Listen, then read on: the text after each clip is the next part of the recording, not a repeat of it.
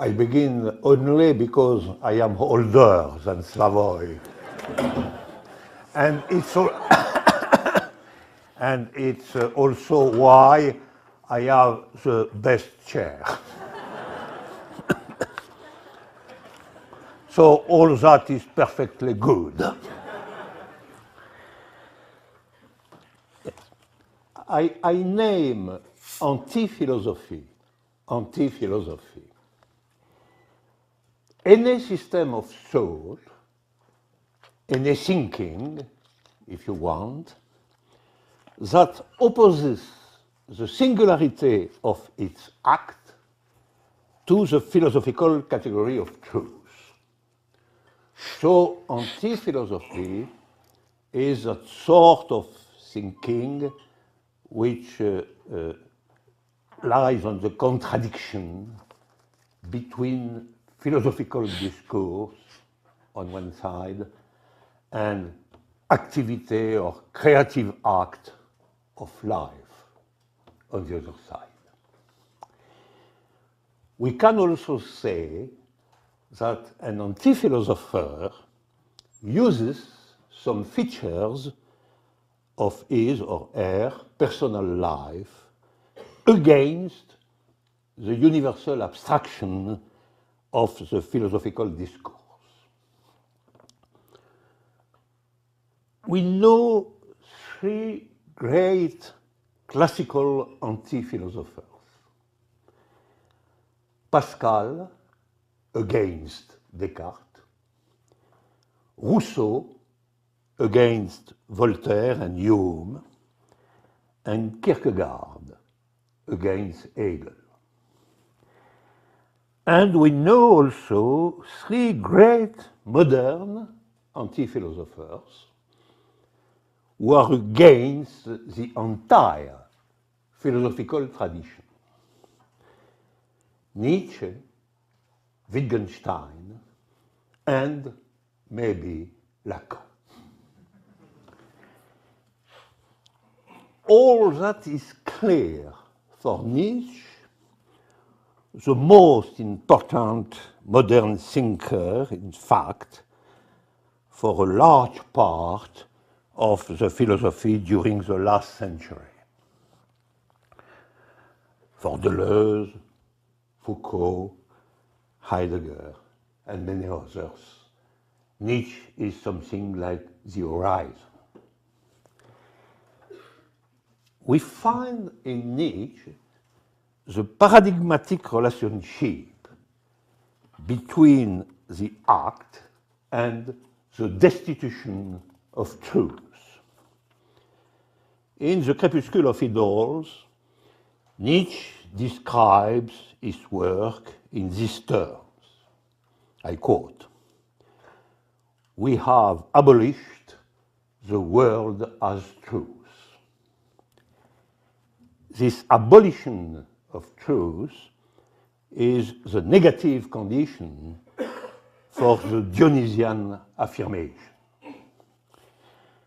And to explain this affirmation, Nietzsche engages his proper existence as an historical act, a decisive rupture. Nietzsche, in fact, the life of Nietzsche, the proper name of Nietzsche, Nietzsche as a living body, is a fundamental argument for Nietzsche himself for the affirmation against the philosophical tradition. I quote, I am, Nietzsche, who speaks. I am something more than the leading philosopher of our time. I am something decisive and fatal that springs up between two millenaries.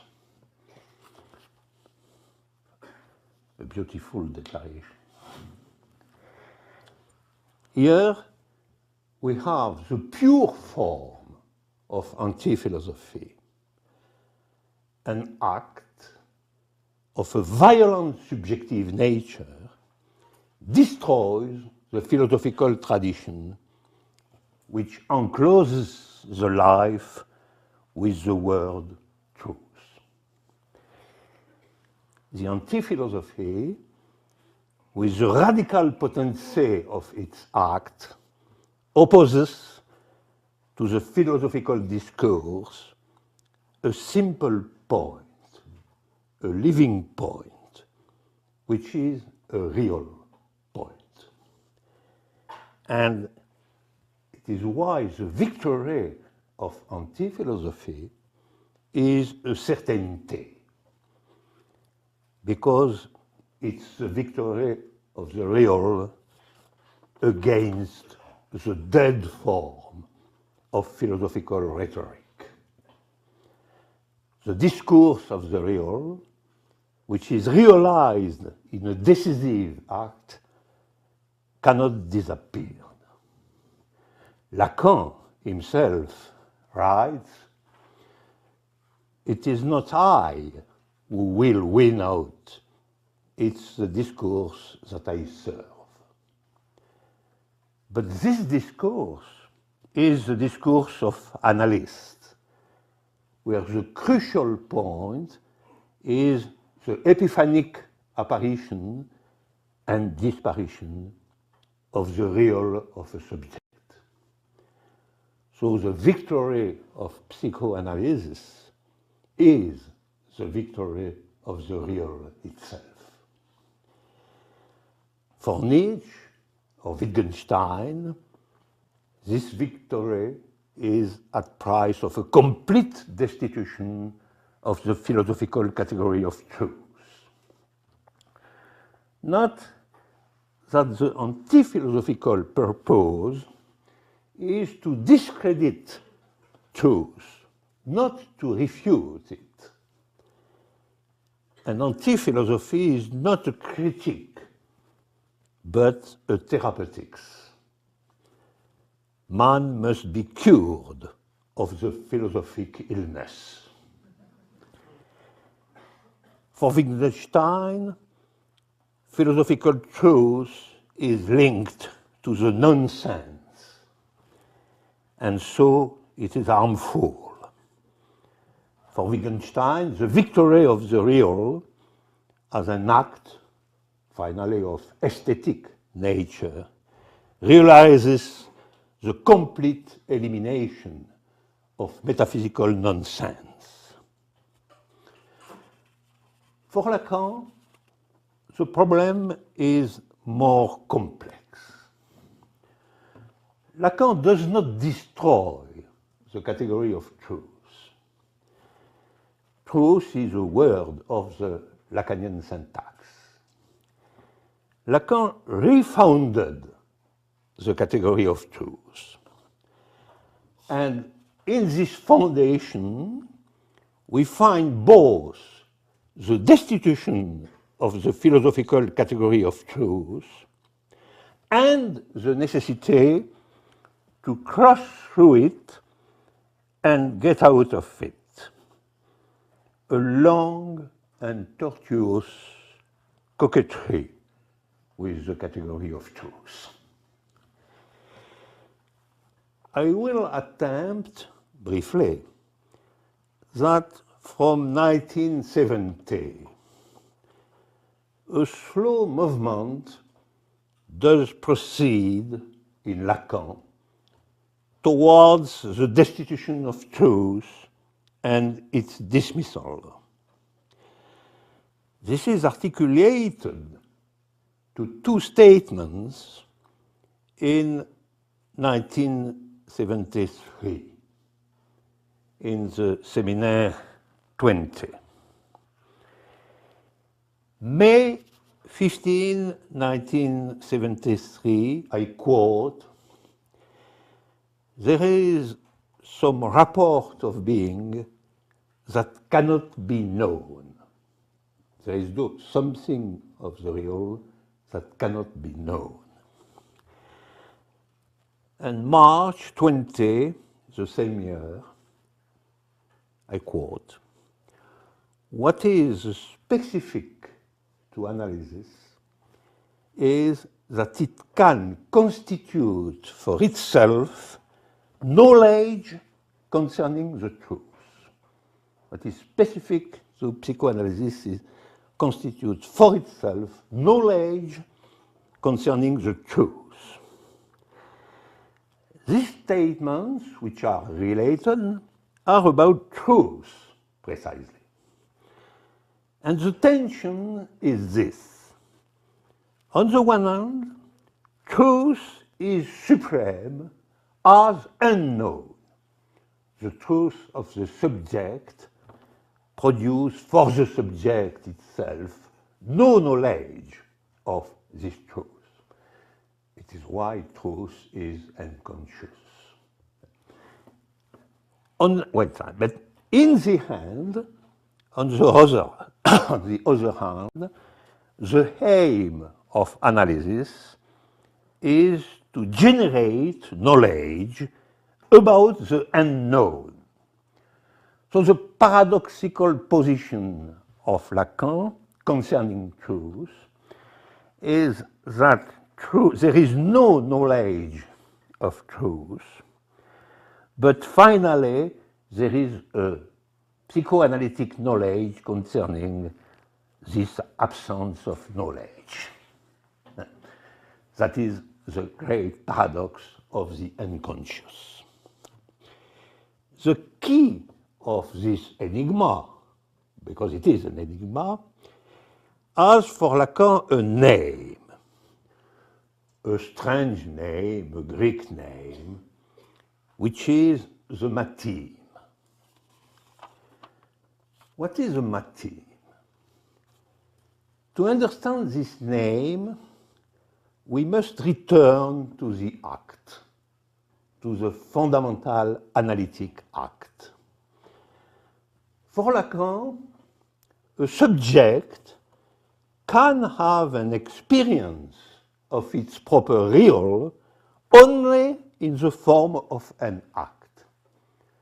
There is, if you want, no abstract knowledge of the real. The real is a revelation in the form of an act. And this act is like a cut in language and also a cut in the ordinary representation of the world, representation which is imaginary. So the act suddenly isolates the real from its normal connection to imaginary and to symbolic order. It's very important, this point. The act, generally speaking, is not only in the field of psychoanalytic cure. The very essence of the act is to separate the real from symbolic context and imaginary context. It is when something of the real is pure, and you face the real not in the mediation of symbolic presentation or imaginary representation, but directly. You face the real. But when you face the real, all is in the form of an act, and not in the form of a knowledge or in the form of an abstract language. It's why that sort of presentation, sudden presentation of the real, it is why the real appears always not as a continuity, but as a point. The real of a subject is always a point of a real point. So we have the question, finally, in all that, where is the knowledge? And where is the truth of the knowledge, or the knowledge of the unknown, to speak as Lacan? Is there a knowledge of the result of this sudden apparition of a real point? Is there somewhere a connection between knowledge, generally speaking, and the real point? Or have we a sort of mystique of the real, which is an experience, but without any knowledge? The answer of Lacan is that there can exist a knowledge of the real, in some sense, at the price of a rigorous formalization. Because formalization, by the strict use of some letters, reproduces the operation of the real and the separation of the real from its common imaginary representation. With formalization, with small letters, without any imaginary context, we can touch the experience of the real, and we can have a transmission of that sort of experience. And that is precisely a matheme. A matheme is the formalization of a local form of apparition of a real point. It is why Lacan affirms that, I thought, mathematical formalization is our goal, our ideal.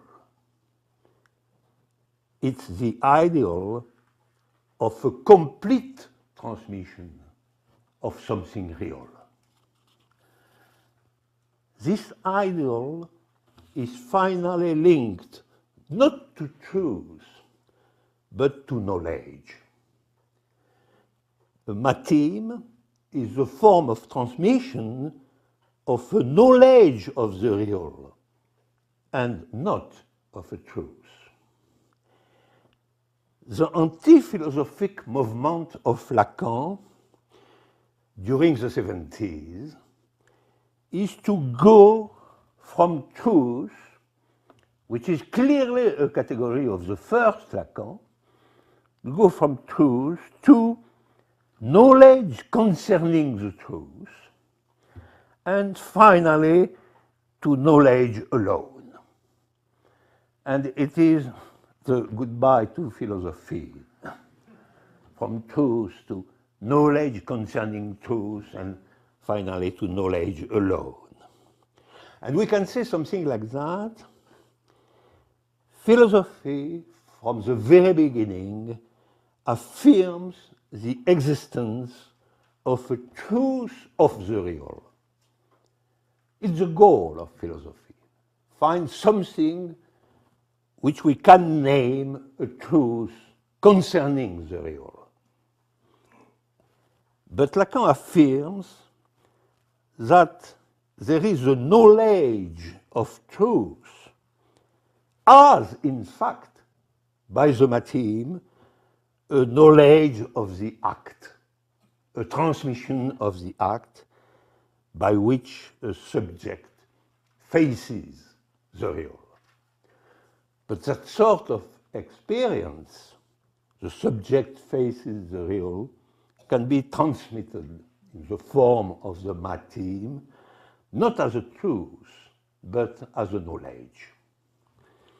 It's why, at the moment of the foundation of the Freudian school in 1970, Lacan says, I quote, "Truth can not convince, knowledge becomes act."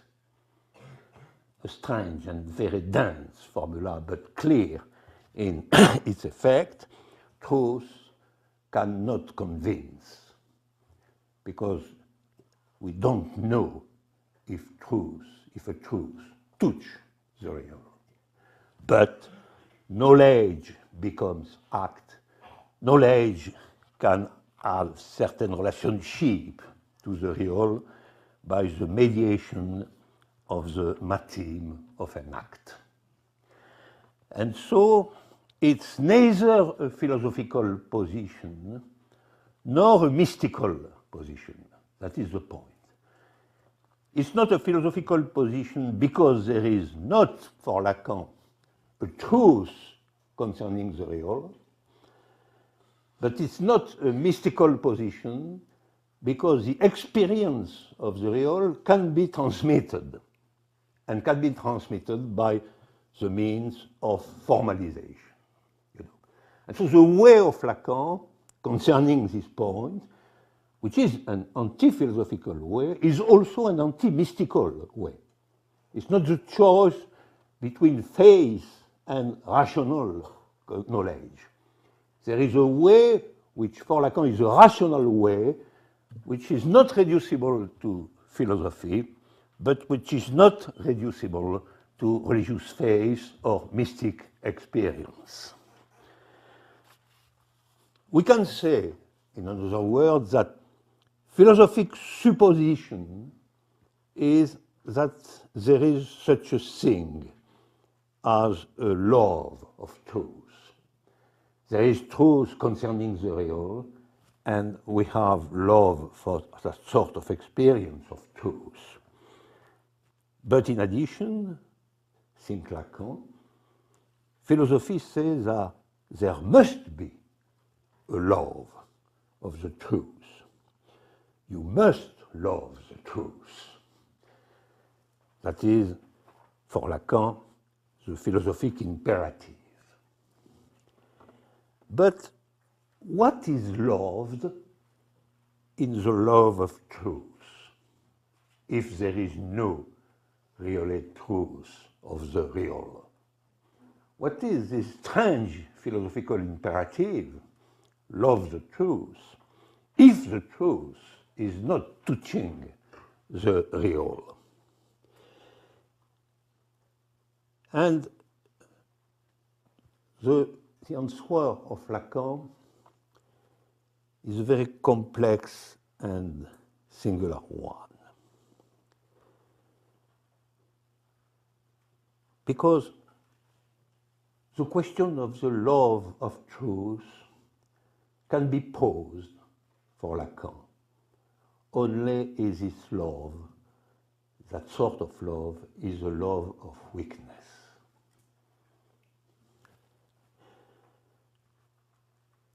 The love of truth is the love of this weakness, I quote Lacan, is the love of this weakness that we have lifted the veil off from what is hidden by the truth, and that is called castration.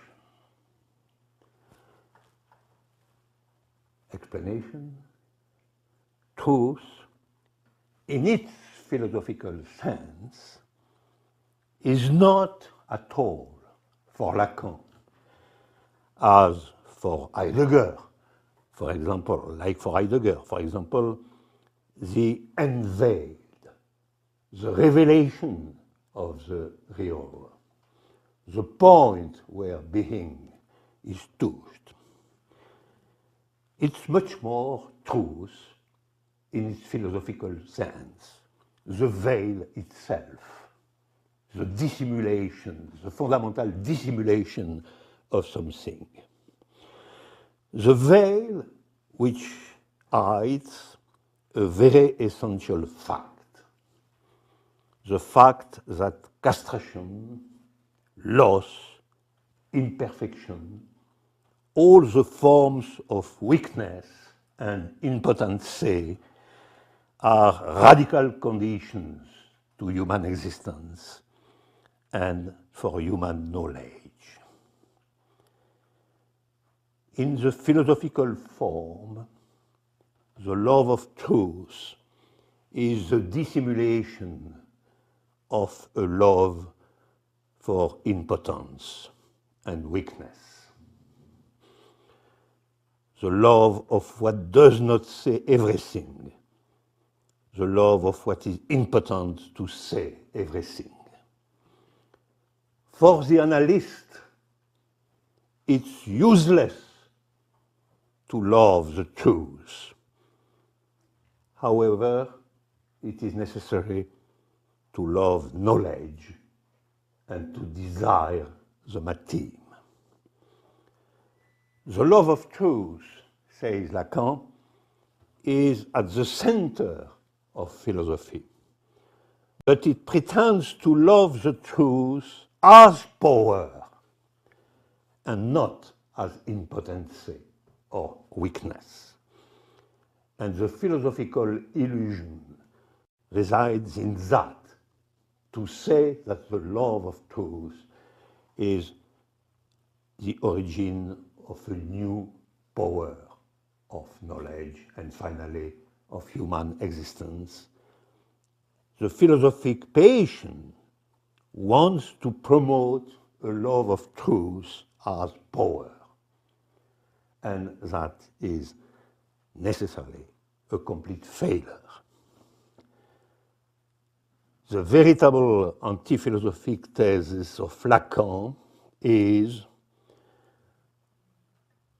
if we pretend to love the truth as power, if we occult the fact that any love of truth is love of a weakness, then we will be impotent with respect to knowledge. We will be exposed to the passion of ignorance. And so you see, at this point, the vision of philosophy by Lacan is a vision of an attempt of a love of truth, which is exposed, in fact, as the passion of ignorance. And so the road, the philosophical road to the truth, finally, is a weakness in face of the question of knowledge. In terms of subjectivity, to place a limit to the passion of ignorance in terms of truth, it is absolutely necessary to love in the truth a weakness. The force of the love of truth is being that of the love of a weakness, and that is, finally, the limited love of knowledge. Philosophy is then a precarious disposition with regard to the passion of ignorance. You know, finally, everything in this vision depends on the triplet knowledge, truth, real. That is where the psychoanalytic act justified Lacan's saying, rise up in arms against philosophy. It's because at the end of his career, he was thinking that philosophy is a sophisticated form of ignorance. I stop here, and I stay under the accusation.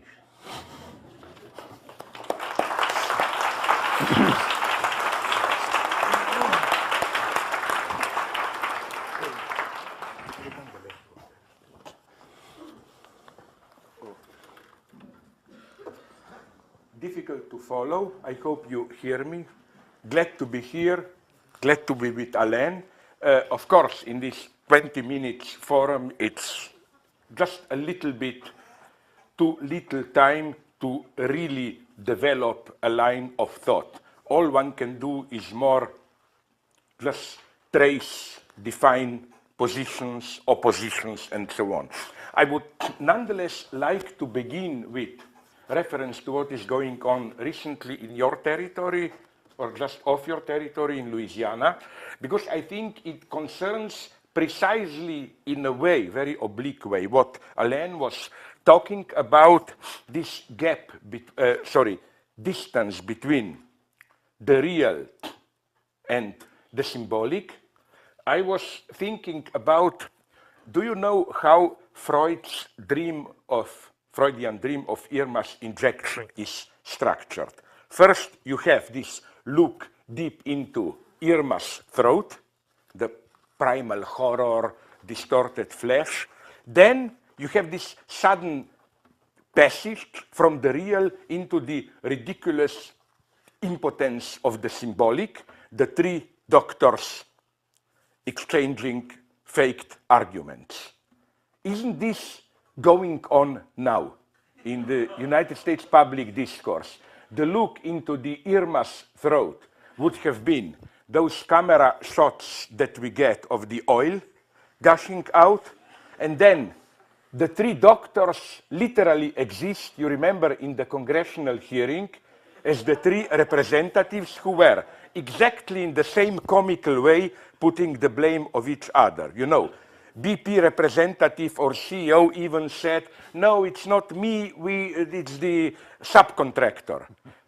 That Halliburton or whatever, I think it's the big Dick Cheney's company, said, no, we just made the plan, it's our own subcontractor who poured the concrete, who screwed it up. And finally, the last one returned the ball and said, no, but we were just following the plans we got from the other two, and so on. So it's clearly this same constellation, but things are more tragic here. Remember when, I think, unfortunately, even President Obama appeared a little bit of a clown here for me when he pathetically claimed, I will make on behalf of American people, whatever, BP, British Petroleum, pay every cent of the damage and so on and so on. Sorry, this is ridiculous. If the spilling will go on the way it goes, even if so many environment ruined, lives ruined, etc., you simply cannot pay for it. It's ridiculous. It's a little bit, I exaggerate consciously, like to say Germany will pay every cent for the Holocaust and so on. I mean, when catastrophes are too big, it's meaningless to talk in these terms. So we have to rethink it. I remember, here I connected to impossibility of sexual relationship.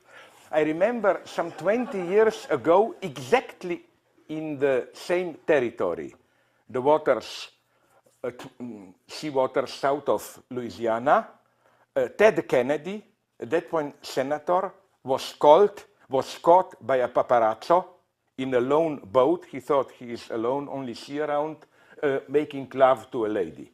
I mean, it's a blurred image, but very clear. Her legs spread and so on. Exactly at that point, in the Senate, they were debating offshore drilling. And I laughed how a Republican senator, here I liked it, referring to this said, oh, I noticed that recently Senator Kennedy, who was opposed to it, changed his position on offshore drilling. Well, I'm here for Kennedy, no?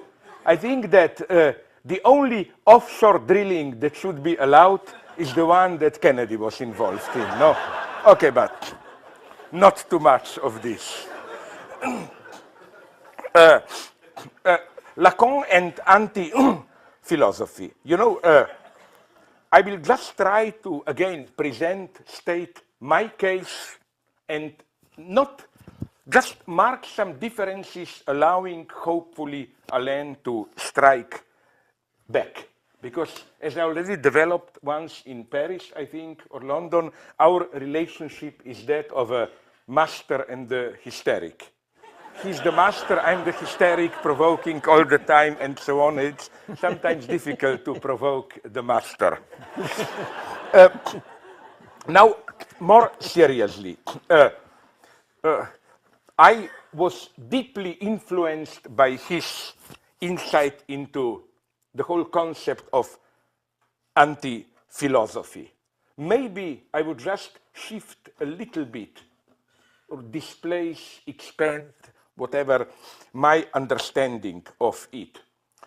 Of course, I totally agree with Kim. We can say already Pascal and so on. But nonetheless, Pascal clearly situated himself outside philosophy. For me, maybe I'm wrong, where do we have the first breakthrough of anti-philosophy as a philosophical position? Maybe, risky hypothesis, Kantian ethics. It's the first time that you clearly have this position of we have the domain of knowledge or theoretical truth, and then we have access to the real through the ethical act, which is, again, the relationship to the impossible real of thinking itself outside truth. It's also interesting how, speaking about anti-philosophy, did you notice that in the history of philosophy, from that point on of Kantian revolution, practically, not totally, of course, entire philosophy no longer wants to be called philosophy. Kant, it's no longer metaphysics, but transcendental critique of the conditions of metaphysics. Fichte is Wissenschaftslehre. That is to say, teaching on science, not philosophy. Schelling privileges art. Hegel also said, no longer love of wisdom, but wisdom itself, not to mention Marx, and so on and so on. So my first constatation when Lacan says, je m'insurge contre la philosophie, is, well, welcome to the camp of philosophers. All philosophers from Kant onwards are doing nothing but that, insurging against philosophy. Nobody wants to be a philosopher. And except me. Ah, I agree with you. That's my point. Yeah, that's precisely my point. Because would you agree? Now I have a new proposal for you to try to convert you to my cause of the love of German idealism. You know your four domains, okay, conditions, whatever, of where a truth event can occur. Let's enumerate them. Science, politics, art, love. And I deeply agree with Adrian Johnston's reading of you, where he emphasized an aspect of this which is usually ignored, that this people usually just emphasize your opposite point, which is desuture, not totally attach philosophy to one truth condition. But I think, on the other hand, you make a much nicer point, which is even close to some kind of engaged Marxist thinking, which is nonetheless that philosophy cannot stand it on its own. Heroically, you have to attach yourself to a condition. You cannot be philosopher just in the air. And would you agree or not, this came to me, that the same goes for conditions of truth, goes for German idealism. Look, Kant's problem was science, was how to philosophize in the conditions of Newtonian science. Fichte is clearly politics, French Revolution. Schelling is art, and I claim Hegel is love. We have precisely the four guys there. But okay, now let me go on into anti-philosophy. Where do I maybe shift the accent a little bit? For me, I would say that the great breakthrough of anti-philosophy occurs with the so-called anti-Hegelian turn, in its three main forms. First, the late Schelling and the young Schopenhauer, then Kierkegaard, then Marx. I think that all three, in a way, meet your condition. Philosophy is, in all three versions, denounced as caught in its own circle of representation, abstract contextual thinking, and some kind of return to, not the real in the Lacanian sense, but some kind of a positive singular life foundation. which implies a critique of philosophy, is enacted. For Kierkegaard, this is the unique existence of religious individual which escapes philosophical conceptual mediation. For late Schelling, Heidegger is the primordial, irrational, pre-logical abyss of willing outside philosophical truth. And for Marx is the actual life process of actual people, and so on, and so on, and so on. So what I claim is that in all this here, things probably will become, I'm asking you a question, and not in this boring pseudo-pedagogical way where asking someone a question means that you already know what is the truth and just expect from you to confirm. It's really an open question. I claim that what unites all the three, and this is really what happened after Hegel, is that with all violence, a certain opposition became predominant, which I think maybe, I wonder if you would agree, defines the very coordinates for me of anti-philosophy. The opposition between productive presence and mere conceptual, idealistic theater scene of representation. Marx is here very brutal. Marx, the worst Marx, which I think should be abandoned, the Marx of German ideology, with all that stuff of philosophy is with regard to real life, like masturbation is with regard to sexual act, and so on. So again, this idea that we are caught into a closed circle of representation, philosophy, ideology is caught into it, and the point is to break out of this closed circle of representation into some more direct, productive presence. And as my colleague Alain Badiou developed in a very nice way, it's interesting how this same topic of denouncing representation became also actual throughout the 19th century. Of course, it was present before, but then it exploded as general problematizing of representation. For example, in the domain of love, all of a sudden the problem was, can love encounter be properly represented in the institution of marriage? With usual ambiguity. On the one hand, it was the bourgeois principle, you know, the only legitimate marriage is marriage which should be founded in love. But then you always have this idea, but nonetheless the institution of marriage cannot fully recuperate love. There is an excess. This idea of an excess escaping representation. You have the same in politics. You have parliamentary representation, but then, you know, this topic of can parliamentary representation adequately represent social base? Isn't there something in social base which escapes representation? The first one to fully develop this was already none other than Hegel in his wonderfully ambiguous notion of Pöbel, rebel. Rebel as the non-representable element. Now, here I'm just asking you a question and trying to draw maybe a line of distinction. I think this entire topic of productive presence and then misrepresented in some scene of representation should be ultimately dropped. This is for me the core of anti-philosophy. And now comes the evil part. I don't have time to develop it. The Stalinist part of me. I think you remain here, for my taste, sometimes a little bit of too much of anti-philosopher.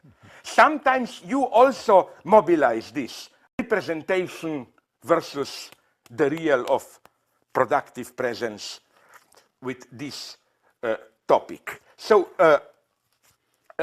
this is, again, my first point. And it would be very interesting here to play, in a nice way, different philosophers one against the other. For example, although we both totally, more or less, disagree with Derrida, I think that when Derrida, I wonder if you agree, is at his best, it's when he, not in his critique of metaphysics, we know that, but in his critique of too fast, direct, anti-philosophical attempts to break out. The Derrida I love is Derrida reading Foucault, Bataille, Levinas, where he takes someone who tries to enact the basic anti-philosophical gesture, like Bataille, against Hegelian philosophy, sovereignty. Foucault, against Cartesian cogito, madness, as anti-philosophy point outside, or Levinas, against philosophical totality, infinity of relating to otherness.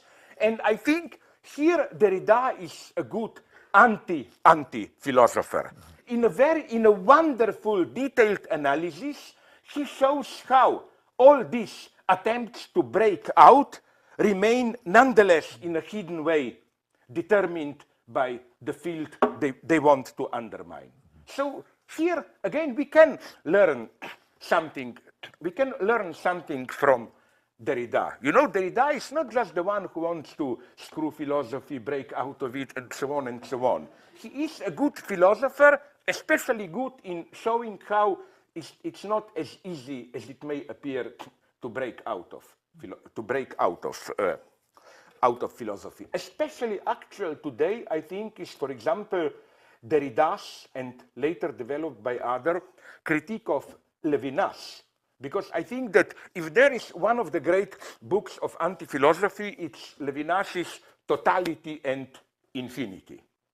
And I think it is easy to show how Levinas's critique of Hegel, and especially of Heidegger, which was later taken over by Jean-Luc Marion, this idea that even Heidegger remains too much within philosophy, that even the ontological difference between being and entities still remains within the horizon of being, while we must break through towards this infinite radical otherness of God beyond being. I think it can be shown in a convincing way, every serious philosopher can show it, that Levinas simply doesn't hold there. That the price is a very superficial reduction of the notion of being to some pretty naive, positive reality, and then you can say, oh, but God is outside it, and so on and so on. A Heideggerian who would have insisted here that even if God outside beyond being still has to, of course, not exist as a determinate object, but has to be present, disclose itself in a certain way, would be fully justified. You cannot escape it as simple as that. So, again, I don't have time to develop it, but the reason I remain faithful to Hegel would have been that I insist that Hegel is absolutely unique here. He is on the, usually people perceive Hegel in this shift from traditional metaphysics, philosophy to anti-philosophy in the guise of the 19th century historicism, life philosophy, and so on, as somewhere in between. As they say, on the one hand, Hegel remained absolute metaphysician, system, everything. On the other hand, we already find in Hegel good historical analysis, and so on and so on. I think this image of Hegel is deeply misleading, like a little bit here, a little bit there. I think he was not a little bit here, a little bit there. He was neither here nor there. He was a unique point, no longer philosopher in the sense of metaphysical philosopher, but not yet anti-philosopher. That's what makes Hegel so traumatic. So now let me go on into just two more points. First, I'll try to be as brief as possible, into how I locate Lacan's anti-philosophy. Basically, I am totally in full agreement with Alain. Maybe I would just formulate the ambiguity of Lacan in a little bit different way. For me, first one has to be precise in where does Lacan locate that anti-philosophical point, if you would have put it, on behalf of which Lacan makes this pathetic claim. Je m'insurge, I raise myself contre la philosophie, against philosophy. This point is clearly jouissance, the excess of enjoyment. For Lacan, for Lacan, let me be very precise. Philosophy is that which begins with Parmenides, you know, the same is being and logos, thinking, talking, this kind of a pre-established harmony between discourse and being. Being can be logically apprehended, set. For Lacan, again, as you pointed out, this is the anti-philosophical core of Lacan. There is something which introduces a crack here. Here is a nice quote from Lacan of 1966, his seminar on the object of psychoanalysis. Quote, I challenge whichever philosopher to account now for the relation that is between the emergence of the signifier and the way jouissance relates to being. No philosophy, I say, meets us here today.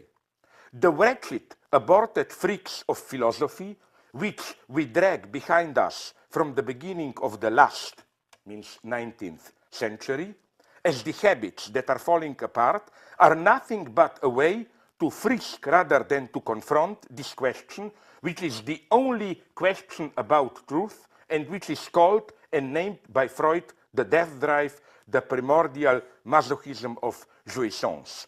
All philosophical speech escapes and withdraws here.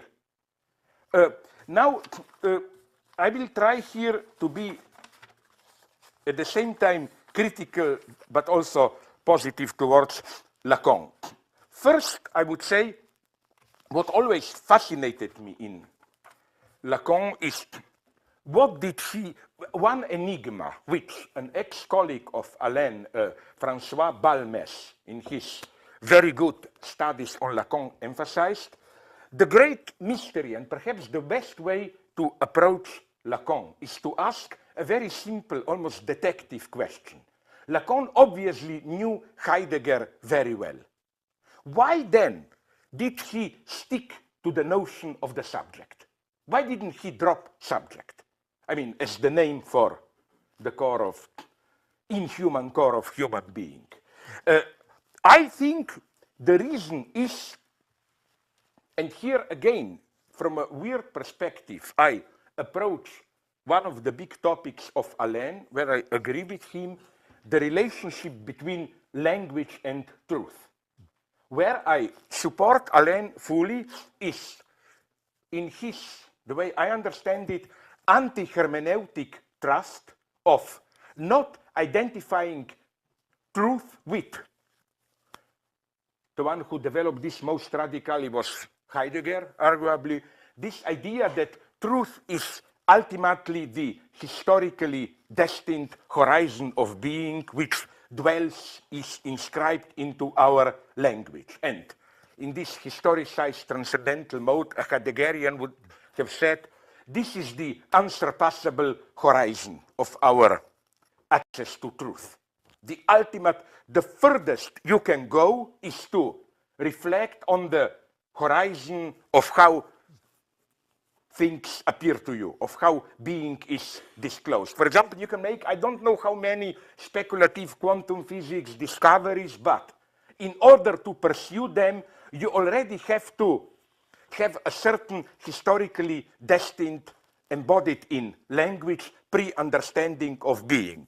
So all we can do then is to think the event, not in Alain's sense, but as Heideggerian Ereignis, of of new destinies of being. This totally abyssal game of eventual occurrences of modes of disclosure is the ultimate horizon.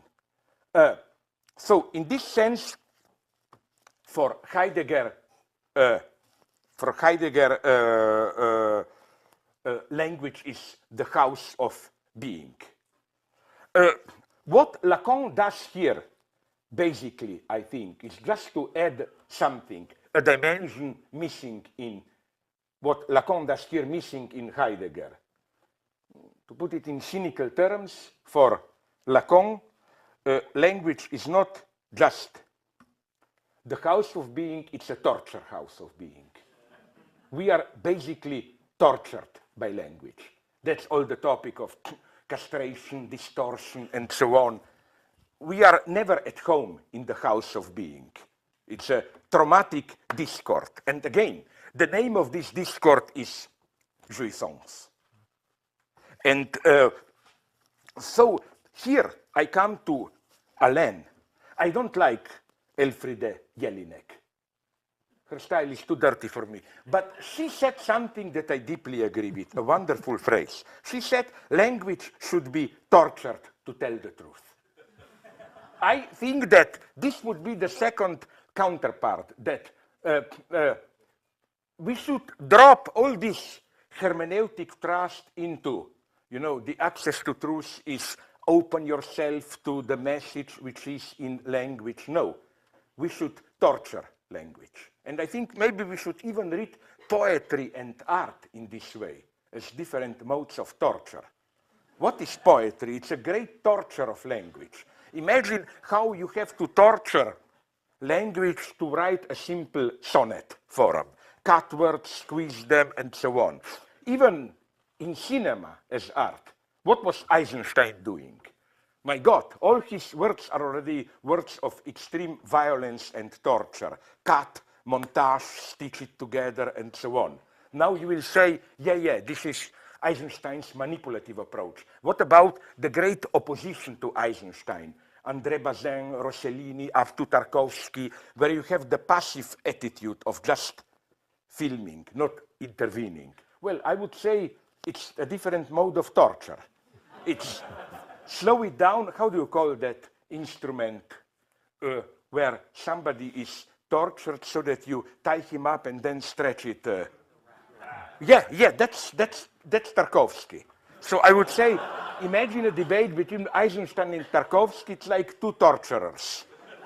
What's the better way to squeeze out the truth? And I agree with Alain. I think that of course, we think in language, but nonetheless, paradoxically, language is not our horizon.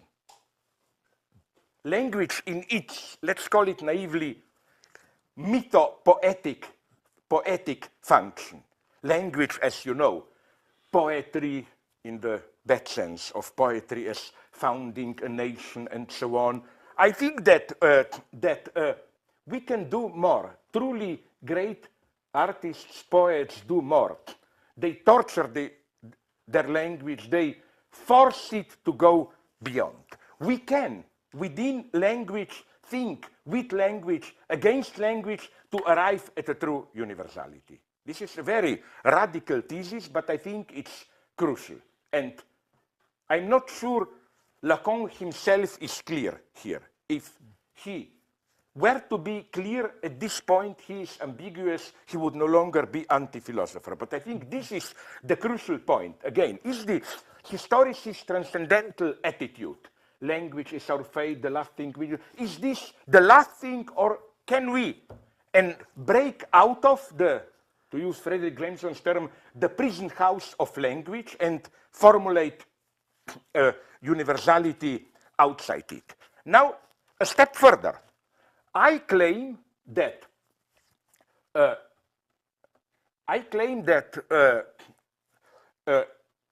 this is why, as Balmes demonstrates, Lacan stick to the notion of subject. Subject for Lacan as you pointed out when you emphasize this weakness and so on, subject for Lacan is not in this modern way the excess of this Cartesian subject, not in Descartes' sense, but more in this Heideggerian sense of modern subjectivity, dominate the world, mediate it, technologically master it, and so on. Subject is the one who, as Lacan puts it, who suffers from the symbolic. It's tortured. And to designate this, Lacan, this dimension of being tortured by language is missing in Heidegger, which is why I'm so sad I don't have time to develop this, why I think Lacan emphasizes a feature of Antigone, which is totally absent in Heidegger. In his two great readings of Antigone, Heidegger never mentions this famous position in between the two deaths. That is to say, you are still biologically alive, exclude from, because this is the pure position of what Agamben later calls homo sacer, of subject as tortured. And I'm even tempted to say, to make a quick, far-fetched reference to fashionable one, fashionable in accusations against Heidegger, to concentration camps and so on. You know where you can see that Heidegger misses this dimension? You know that famous passage from Heidegger, which horrified many people, where he says that in concentration camps, they were just in an industrial way producing corpses. People were not really dying there. Well, of course, this is true in a way, but I would say it is true for the executioners. If you were somebody dying in Auschwitz, you didn't feel, oh my God, I'm just an object being technologically produced, no? Precisely this other side is missing here. Now we can go on. Because of all this, of this dimension missing, I agree with what you developed as Lacan, from truth to knowledge about truth to knowledge. I would only say that maybe desperately there is an alternate way to read this as not anti-philosophical. In what sense? You know that strictly parallel to the movement that you described in these precise terms is, and this is very nicely, incidentally, I love this naivety of Balmes, who makes a brutal clinical judgment on Heidegger. I love it. It appears brutal nonsense, but where he says that the problem with Heidegger's description of, for example, Dasein being there in Sein und Zeit is that it's good for neurotics, but it doesn't cover psychotics. You know in what naive sense he was right? Let's take what Catherine Malabou calls post-traumatic subject, or this, homo sacer and so on. They describe a subjective position of this suffering, being tortured by language and so on, which I think, you know how Heidegger describes being human in time and being, as this from future through the past to present, engaged existence and so on. You are out of that. You are no longer caught into this structure of care, engaged existence, but nonetheless you are not outside animal. You are still human, being deprived of it. This would be vaguely the psychotic position. For this, there is no place in Heidegger. So I find this a very nice thesis of how, again, Lacan sticks to the notion of subject, not because he remains modern age, faithful to modern age subjectivity, which is the cause of our crisis. He does, but for the opposite reason. And now I want just to supplement you. Balmes shows in a triumphant way here how this movement from truth, knowledge of truth, knowledge is strictly correlative in Lacan to the forceful reaffirmation of the Cartesian cogito. When you have this late Lacan's knowledge, always you should think cogito.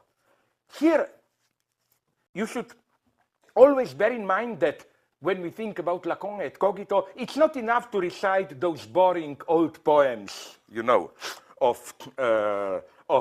yeah, Lacan said against Descartes, I am not where I think.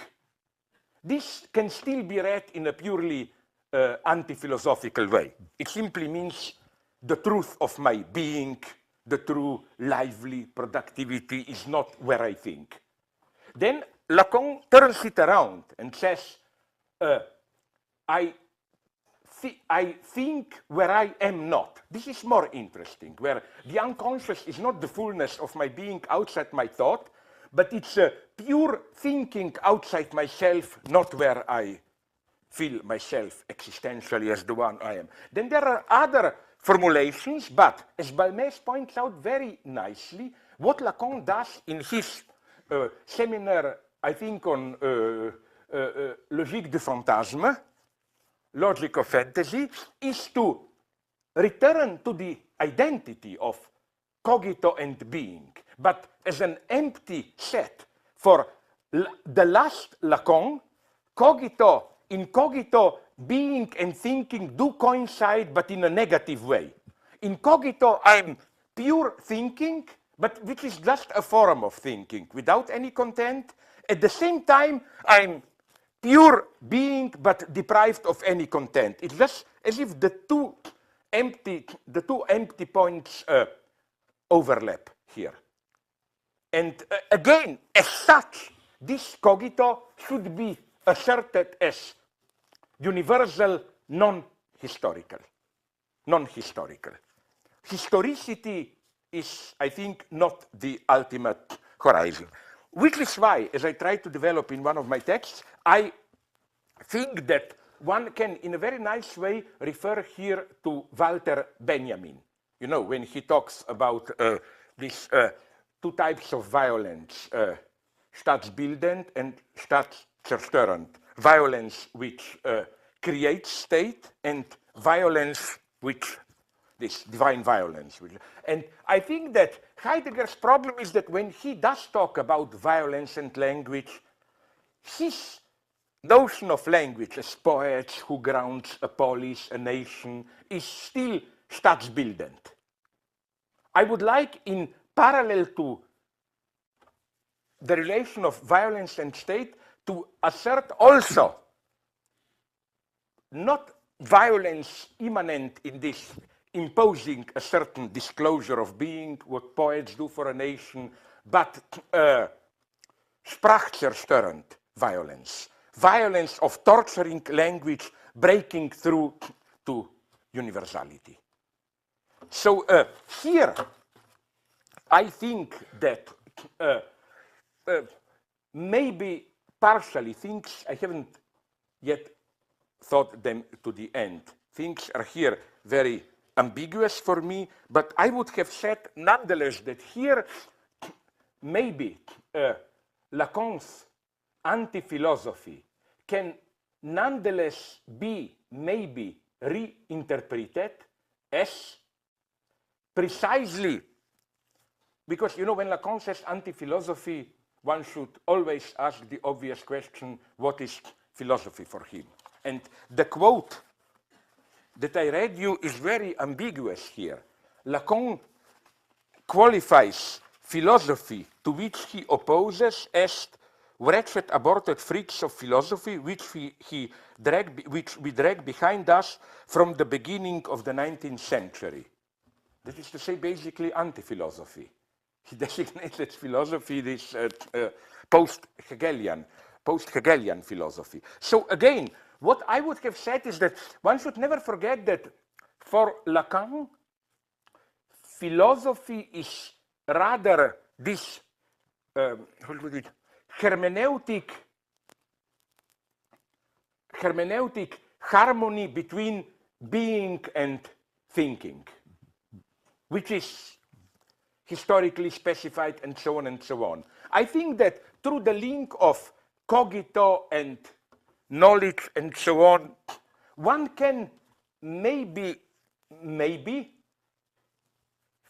construct an out-reading Lacan against Lacan of totally crazy, like we want to do, a kind of a return to pure cogito, matem, knowledge, and so on, outside this historicist hermeneutic, universal.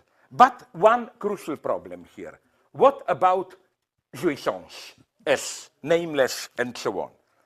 Doesn't Lacan nonetheless sustain his critique of philosophy in this disturbing element of excess of jouissance?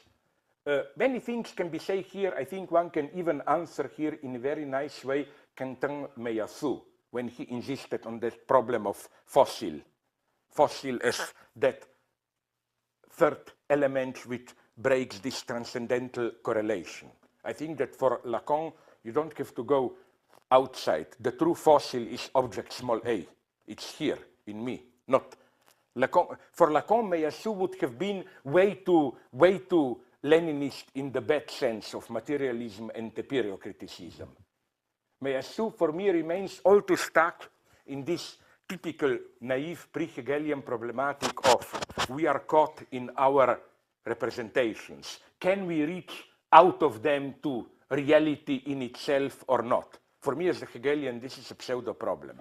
The problem is not can we reach the in itself. The problem is Badiou's problem. How can in this stupid real something like thought emerge? The true problem is not can we go beyond our appearances to the real in itself. The problem is the one approached by Badiou in his Logics of the World. How can in the flat stupidity of the real something like the word emerge? Hegel knew this very clearly. The problem is not break out of appearance. The problem is how is appearance possible?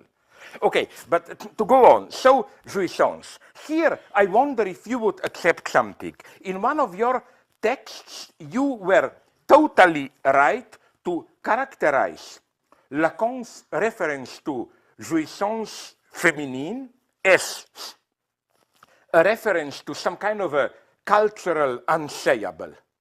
But I don't think it is necessary to read it in that way, although I admit this is a predominant way. You know, in Lacan's formula of sexuation, when Lacan, how does Lacan describe this feminine position of jouissance? Usually this is read as something in woman resist symbolic order. Not all of woman is caught into the symbolic order. But I think if we read this in the sense of there is something in woman, this excess of mystical, in rapture, jouissance, which resists the symbolic, maybe we don't read Lacan correctly. Maybe we should nonetheless emphasize how the non-all of feminine jouissance also means that there is no exception.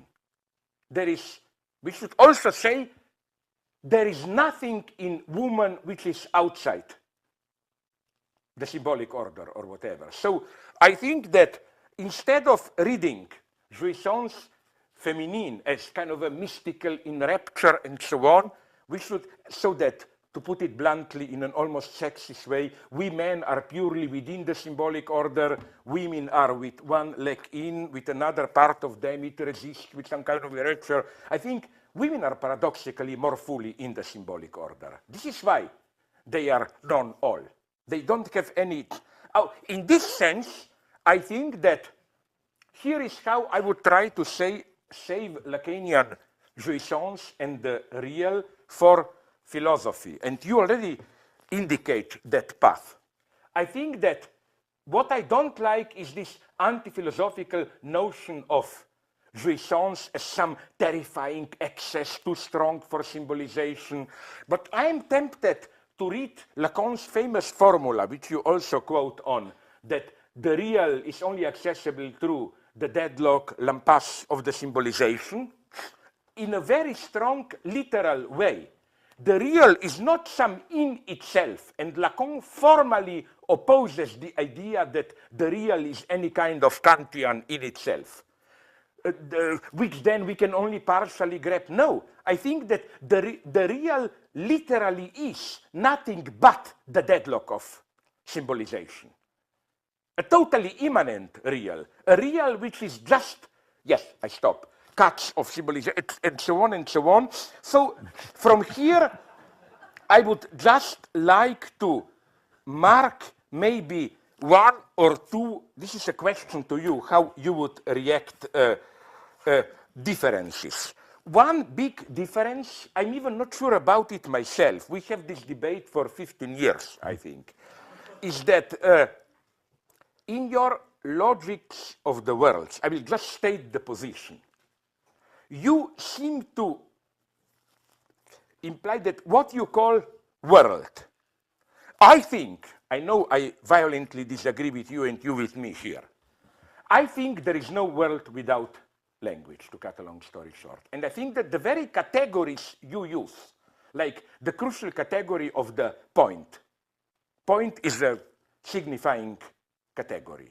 I agree with you, with language is not, here I'm also a Platonist, not a limit. But I claim that, again, the category of world is thinkable only within the human universe of language. While you, if I got you correctly, for you, there are worlds already in, to put it in very naive terms, in reality outside man. Once you even spoke of, ironically, I know, of your dialectic of nature. Second point, you are usually reproached with a very stupid criticism that you are secretly an idealist in the sense of human animal, but then out of nowhere, event, grace, blah, blah. And then the idea is we should nonetheless develop out of concrete history how the event can emerge. I'm tempted to say the opposite, that my critique, open question to you, would have been the opposite one. What I problematize is not event, but human animal. I don't think there is something like human animal. I think that, of course there is empirically, but okay, to cut a long story short, I just will, and then I will finish, designate my position now. I claim that what you call animal life, this pursuit of servicing the good, service the bien, and so on, this normal animal utilitarian existence, and the truth event, that this duality doesn't cover the entire field. There is something which I am tempted to call with terms like anxiety, death drive, and so on, which is neither the one nor the other. And I think that with humans, what you call animal life, this ordinary existence, utilitarian and so on, servicing the goods, always comes secondary in the sense of its attempt to stabilize some traumatic anxiety, which is also a condition for truth event. You need anxiety, displacement, and so on in order to open up the space for the truth. And I think, that's my final point, that this maybe can be read in a not anti-philosophical way. My whole wager is that all this topic of death drive and so on should be totally de-imaginarized. It's what was called in philosophy, in German idealism, self-relating negativity, and so on. So again, I totally accept your tension between truth, the domain of truth procedures, and human animal. I just think that we need a third domain, death drive, anxiety, and so on, which then allows us to properly locate these two. But I know I didn't prove anything here. But you see my desperate wager, totally agreeing with your anti-philosophy. What I'm trying to do is consciously reading Lacan against himself. Because let's be clear, what Jacques-Alain Miller is doing now with his right liberal re-inscription of Lacan as some kind of a liberal wise man and so on, this is the danger of this, what you said, dismissing the truth. That then you definitely, okay, just to finish, because the first thing one should say is that where I disagree with Miller, I hope we agree, is this idea of looking in the last Lacan for some point of last wisdom, you know, like just before he died, he saw something. Which is why, maybe you know it better than me, Lacan's last official mistress, Catherine Millot, I think, yeah, was the object of such affection. The idea was that she was there when Lacan was dying, and that just on the point of dying, he told her something, you know. This last, as you would say, singularity encounter of the real.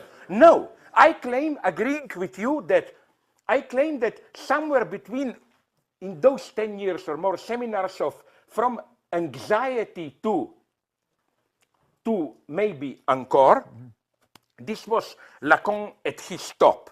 And I think, frankly, all those attempts with notes the last years, sorry to tell you, I'm more and more convinced they are gradual disintegration. I don't think, and you effectively have what you said, all this, you know, accommodate to the symptom, truth doesn't matter, a kind of almost, Miller is right, Rortian playfulness, which to us as old, I wouldn't say old followers of the follower of Lenin, not to name the name, no, this I don't buy. So I'm sorry if I was too long, but you see my point. What I'm trying to do is desperately to nonetheless save Lacan in some sense for philosophy. I'm very sorry if I was too long, and please strike back with all your force. Thank you.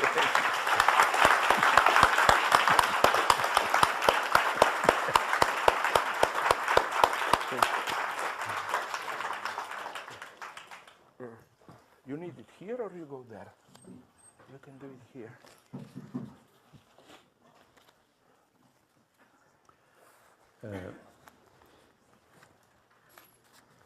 Naturally, it's very difficult to say anything after that, because if I go on the ways you open, we are here tomorrow.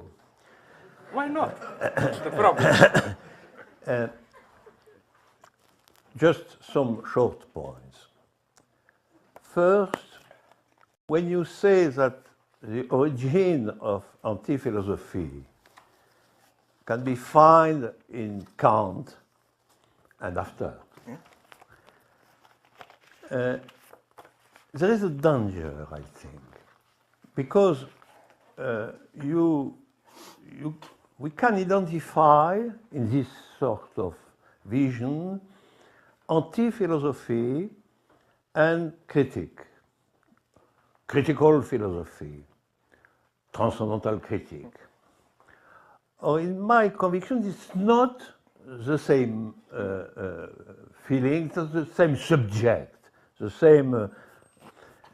And why? Because the question of the anti-philosopher is not the question of the limits of reason, of the limits of rational thinking and so on, which is the central question of Kant. It's more radical. It's the idea that there exists, in our experience, a sort of distance without measure.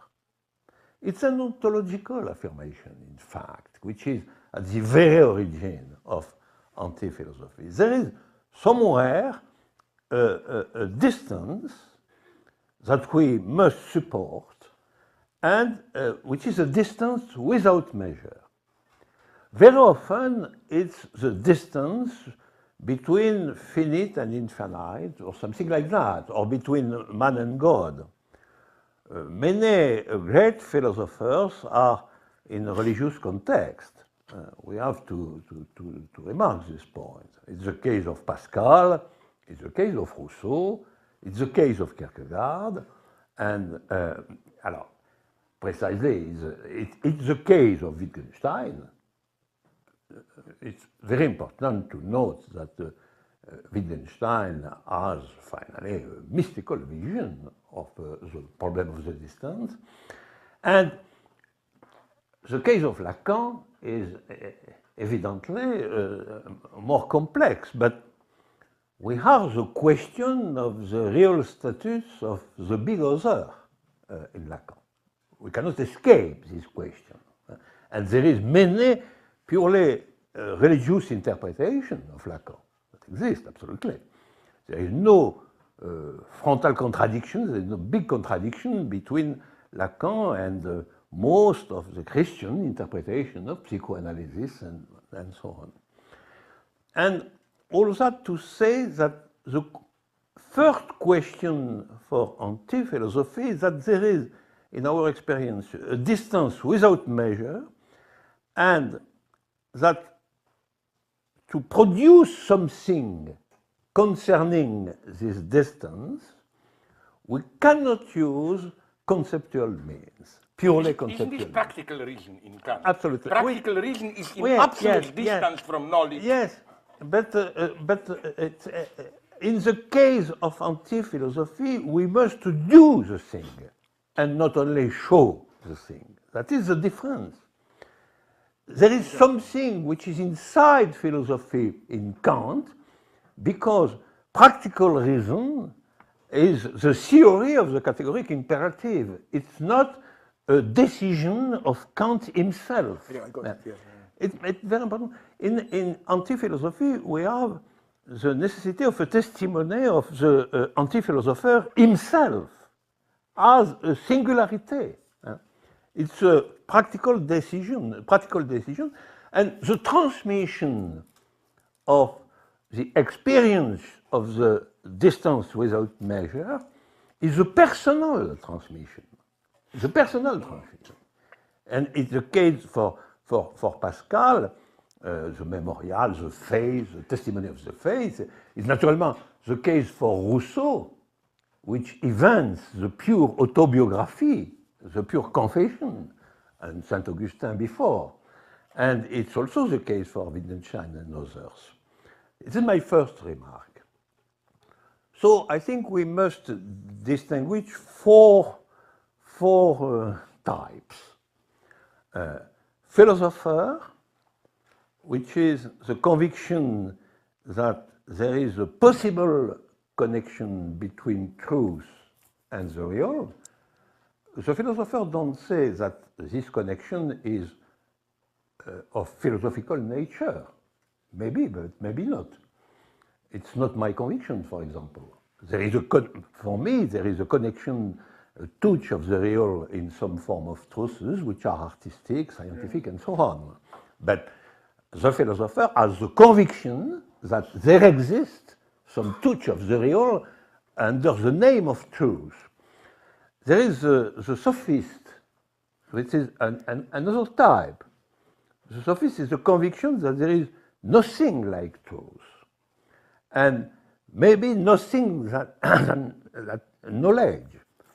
The sophist has the conviction that what exists is rhetoric, and finally, some sort of a sort of war in the language, where the stronger is the better. And so the question of the sophist is a question of truth, but in a completely negative way, which is not the sceptic way. Because the sceptic way is a philosophical conviction that we don't know the truth. It's not the conviction that there is no truth at all. So the sceptic, which has the conviction that there is truth, but we cannot know the truth, is inside philosophy. The sophist is not, because his conviction is that there is nothing, truth is a completely empty word, that there is nothing like that, and that is, there is no interest in truth. But there is, finally, what exists is the language, exclusively. That is the sophist. The philosopher, sophist. Third type, the critic. I name it the critic. It is not exactly a philosopher, because the conviction of the critic is that we cannot really know the truth. And it's a figure of, I agree with you, it's a figure of the two last centuries, which begin at the 19th century, and which is also the vision of the deconstruction and so on, and which is also the idea of an historical end of philosophy as such, metaphysics and so on. And generally, the critic writes some essays. There is no big book, construction, systems, and so on. And finally, there is the anti-philosopher, which is different from the three others. And anti-philosopher is something which pays the price of its proper life, his or her proper life, as the testimony for the distance, for the distance without measure. And it is why, when we have an anti-philosopher, we have a narrative concerning his life inside the text. For example, the relationship of Kierkegaard with a woman is a constitutive part of the development of the thinking of Kierkegaard. And it's really the singularity of one existence, which is finally the support of the vision of the anti-philosopher. And it's the same thing for, clearly for Rousseau, naturally, and sometimes it is the same thing for Lacan. When Lacan is saying, alone as I always was, I declare the foundation of a new school, etc. It's really an existential gesture which is pronounced out as such. And there is short but numerous and very important passages of Lacan which are of personal declarations. So, 4 types. It is my first remark, which is not at all a contradiction with my favorite hysteric. And so the first one. The second remark, the short remark, is concerning Lacan. I agree with you, finally, there is a fundamental ambiguity. It's true. It's true. And there is a way in direction of something like classical rationalism, knowledge, matheme, and progressively, in fact, disparition of the subject in the sense of the subject in the first part of it's something else. It's something else, and the substitution of the question of jouissance to the question of desire is very important. And finally, there is an ambiguity because all this way can be said anti-philosophic nature, but can be said also of philosophic nature. Absolutely, I agree with you on this point. And but with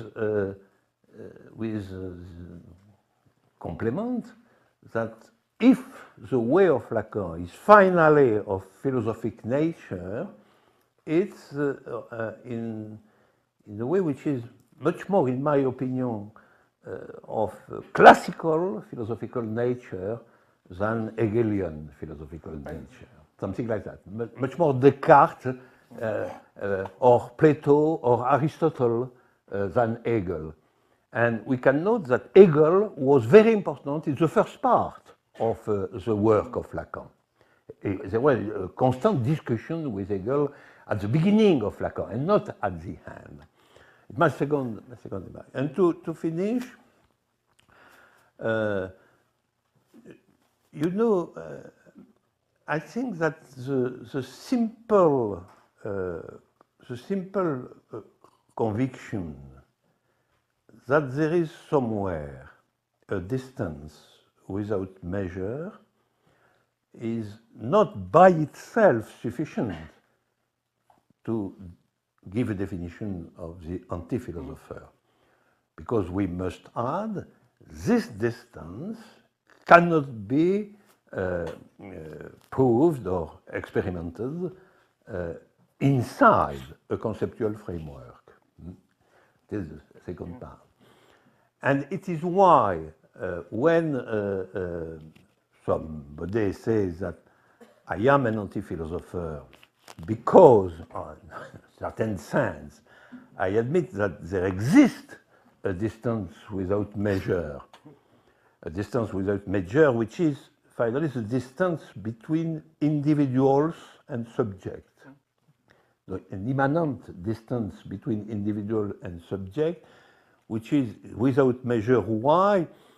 Because to become the subject he or her is able of, the individual must be transformed by something which is not reducible to him or her, and the name of which is event. An event is really something which creates a new possibility, and this new possibility is the possibility for the individual to become a subject. All this machinery is a machinery which implies that there exists something like a distance without measure. But it's not true that this distance without measure implies by obligation that no conceptual means have been able to think this distance. And so I am not an anti-philosopher in some sense, but a philosopher of the distance itself. A philosopher of the distance itself. And so the philosopher, which is very near the anti-philosopher, because he says, as the philosopher, that there exists that sort of distance, which in the common world is without measure between individual and subject, which is also the distance without measure, for example, between democracy and communism. Listen, I hope, sorry.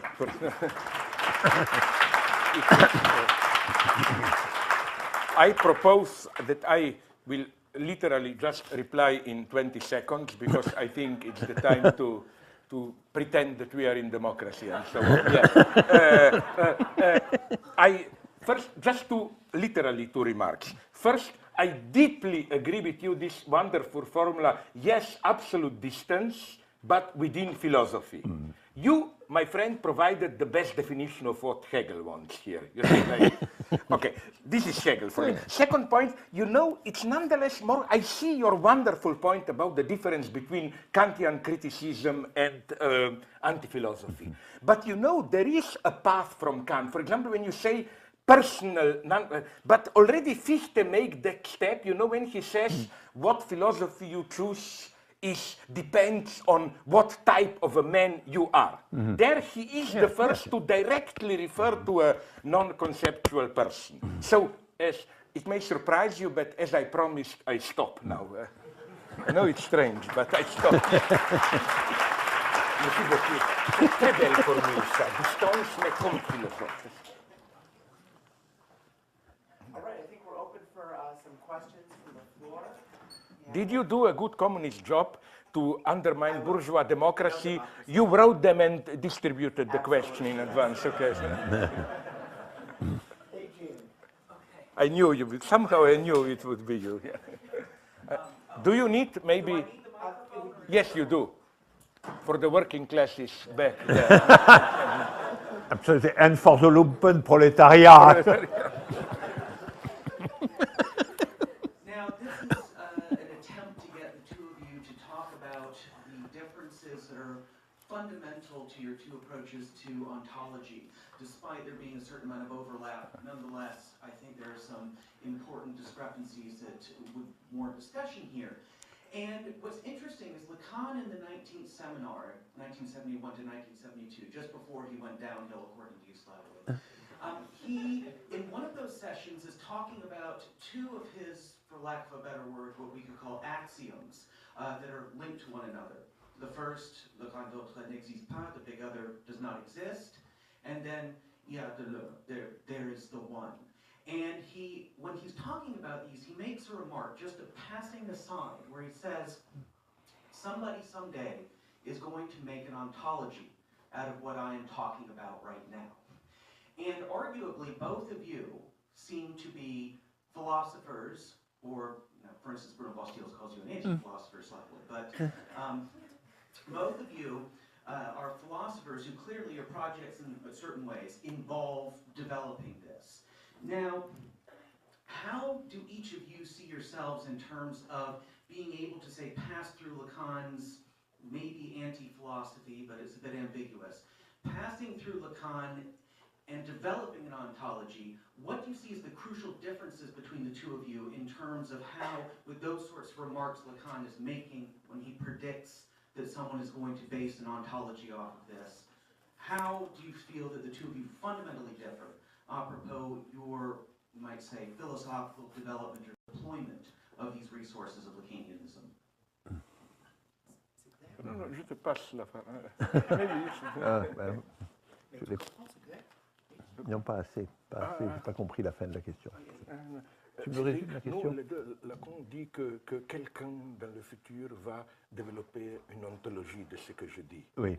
Donc, est-ce que c'est nous deux qui le font et quelle est la différence entre nous? Oui, mais c'est une question de semer la différence dans la force du peuple, ce qu'il essaie de faire. Yes, you know, the question of the relationship between Lacan and ontology is a very obscure question, in fact, not simple. The book of François Balmès is a book concerning, in fact, the question of the relationship between Lacan and the question of being entirely. And he finds many, many suggestions in the text of Lacan, contradictories and so on. I think that a very important point, I think, in Lacan himself is the question of the forms of negativity. What is finally the theory of Lacan concerning nothingness? It's probably more important that to be immediately in face of the question of the conviction of Lacan concerning being, the affirmative ontology of Lacan. But there is many passages which concern the forms of negativity. First, the lack, but in some sense the access to the rest, and so on, all that. And I think that it is the reason for which I affirm that all contemporary philosophers must be in discussion with Lacan. Not because Lacan is properly or exactly a philosopher, but because the question of what is a possible ontology today is transformed by Lacan, by the work of Lacan. And so my answer is yes. I think that the common point, one of the common points between Slavoj and me is the fact that for us the learning of Lacan, the lesson of Lacan, is of fundamental importance. We can disagree and so on the details, but and it's not so true in the contemporary context, because many philosophers in the contemporary context are explicitly against Lacan. Deleuze first, but many others. And it's the first point. In fact, there is we have two common points, and even if I am the master and Slavoj the hysterical type, it's not completely true, maybe. Now you sound a little bit hysterical. Well, yeah. But I recognize that you have the seduction of the hysterical.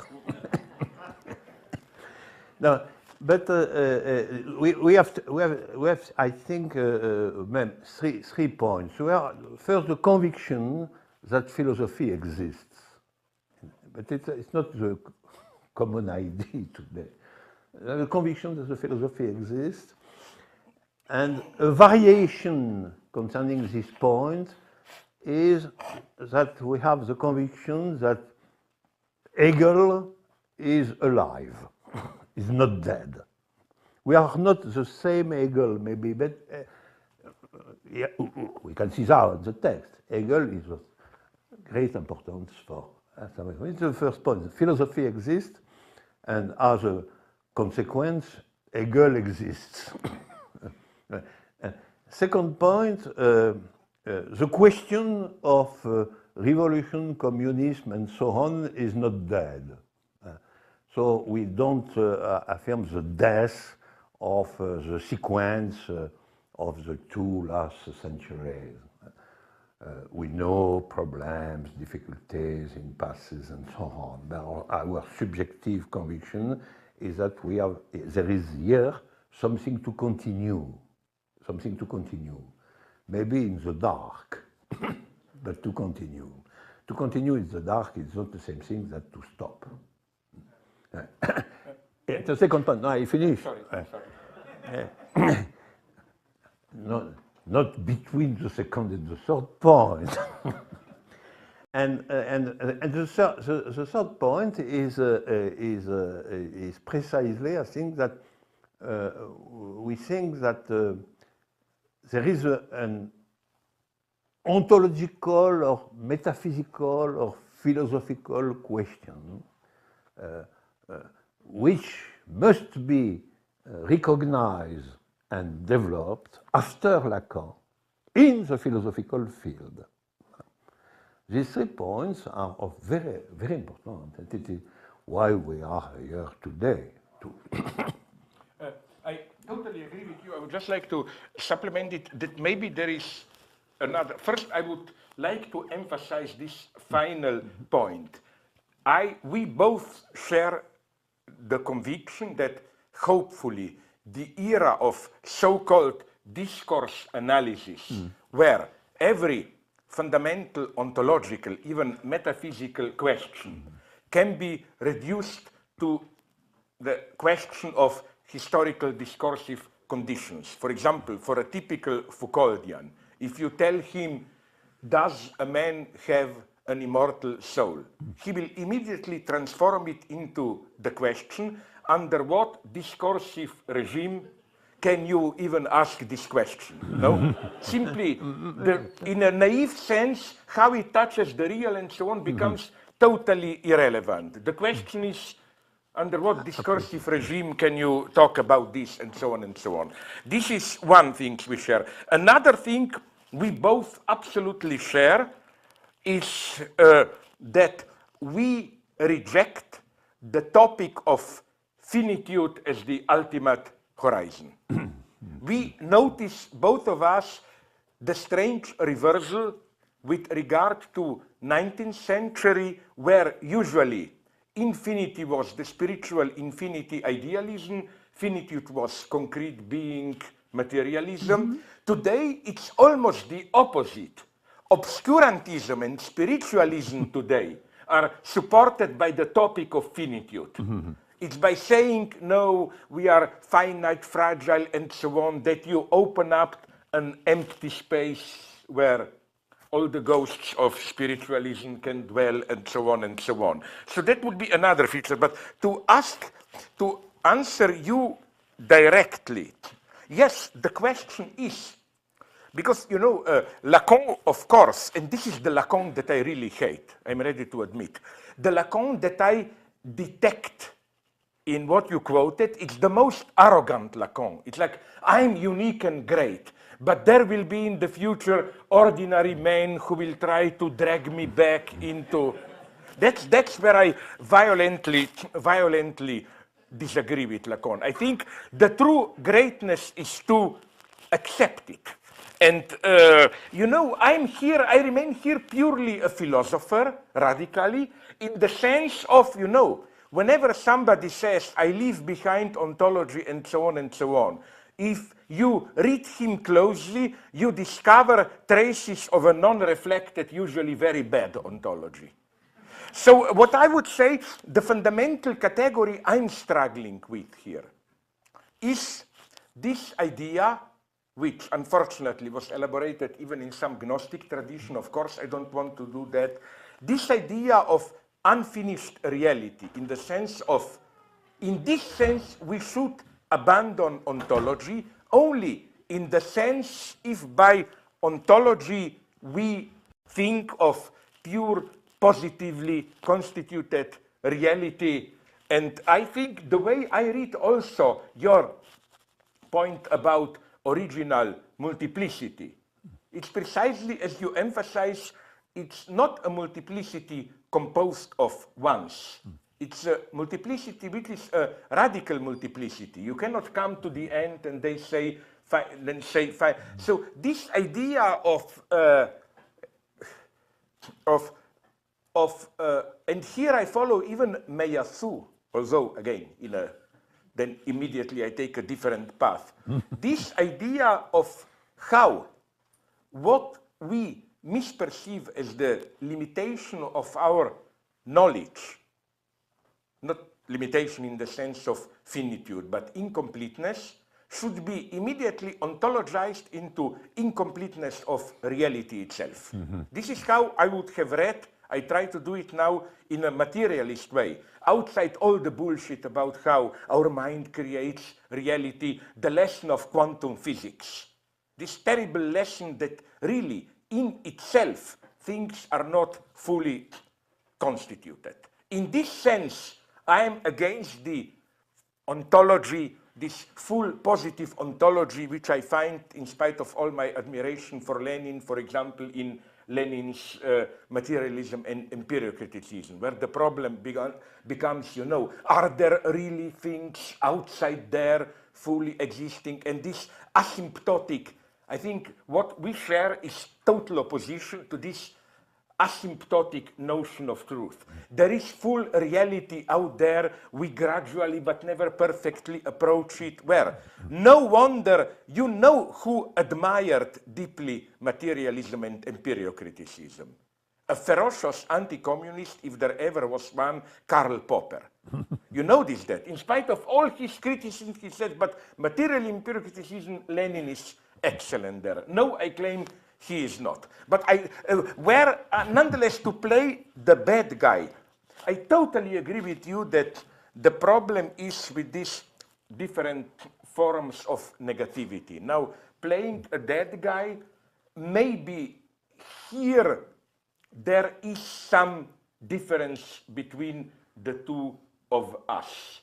Where you say multiplicity and void, I would try to read maybe more of some kind of negativity, which I take from Hegel into this void. Because I know you don't mean it in this way, but you know, my primordial fear is that, I'm not saying you do, but some people do, namely is to reading this multiplicity and void into a kind of Orientalist Buddhist position, you know, multiplicity of phenomena against the background of void as a kind of a zero primordial abyss and so on. That's not the void which is my void.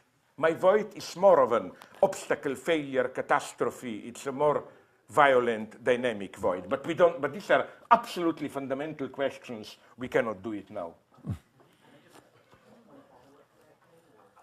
Unless Alain wants to respond. No, no. Oh, yeah, you have it there. You. I want to ask a further question about the link between ontology and freedom, which in this case, in the context of talking about Lacan's anti-philosophy, we could link to the act. Now, Alain, in your work, for instance, in your seminar on the anti-philosophy of Lacan from the mid-90s, you talked about the act and how Lacan treats it as quite central to marking him out as an anti-philosopher. But here, Slavoj had his own way of bringing you into proximity of anti-philosophy.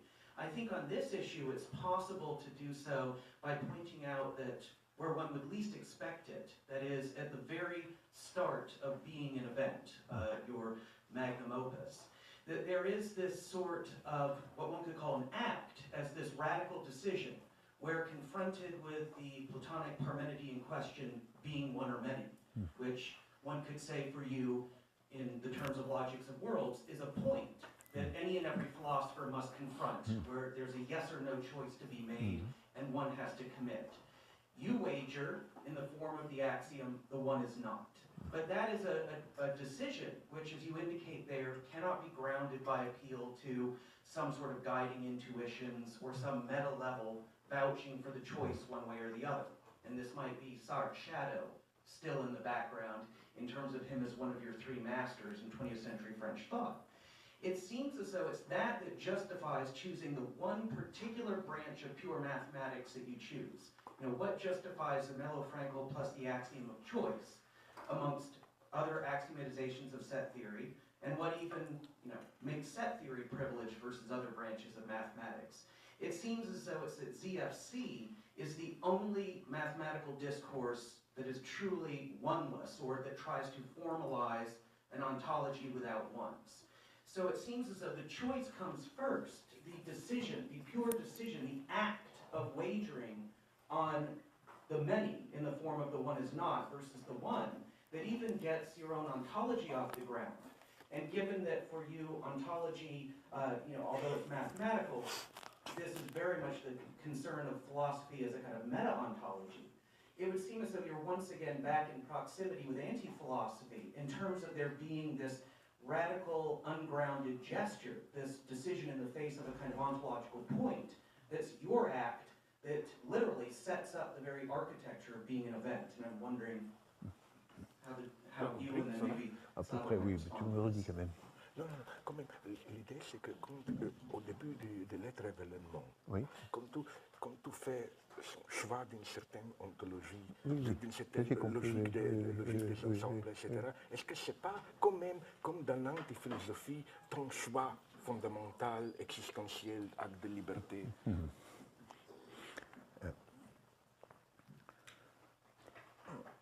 The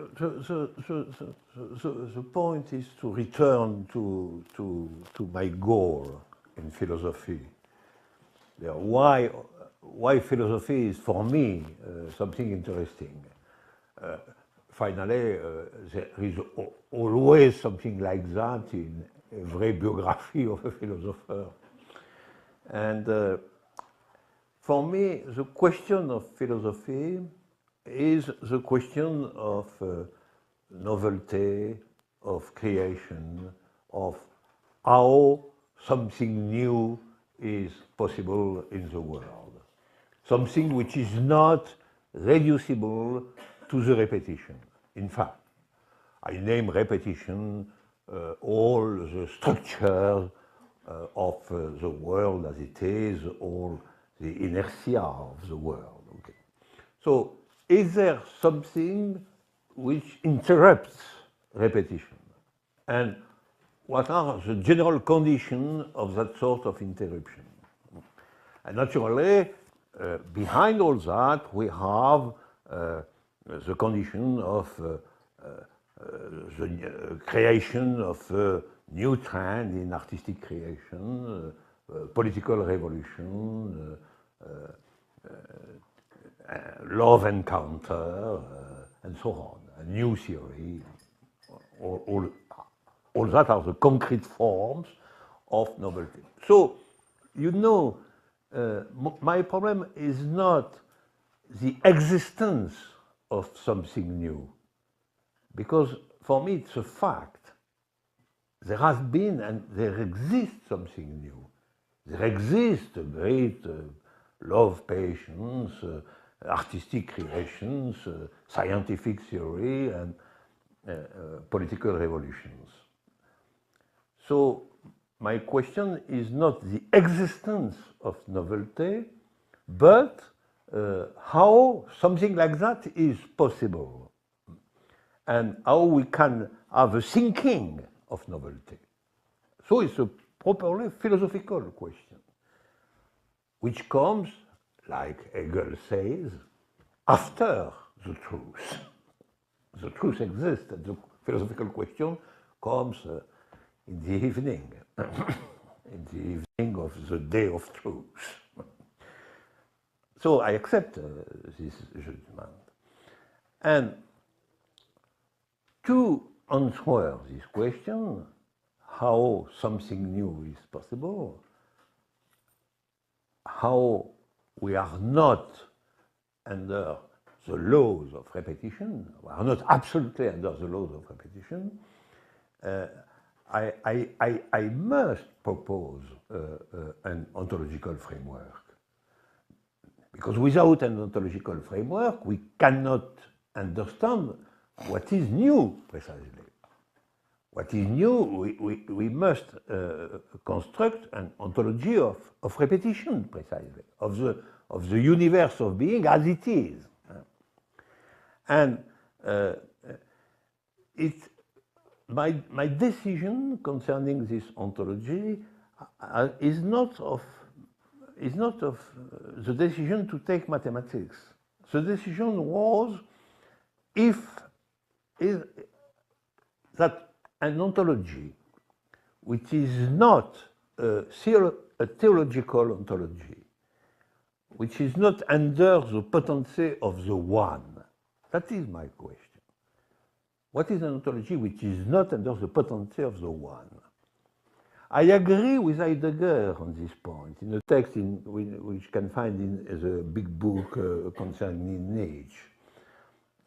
That is, Heidegger says that finally we can define metaphysics by the potency of the one.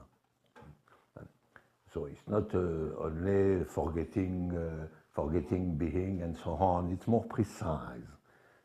The organization of the potency of the one, that is metaphysics. Okay.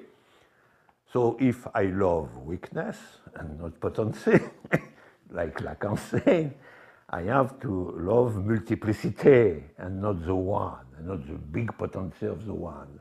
So I propose an ontology of the pure multiplicities. And if we have an ontology of the pure multiplicities, the difficulty is that we have without one. So multiplicity of what? Not of elements. Multiplicity of multiplicities, like Slavoj.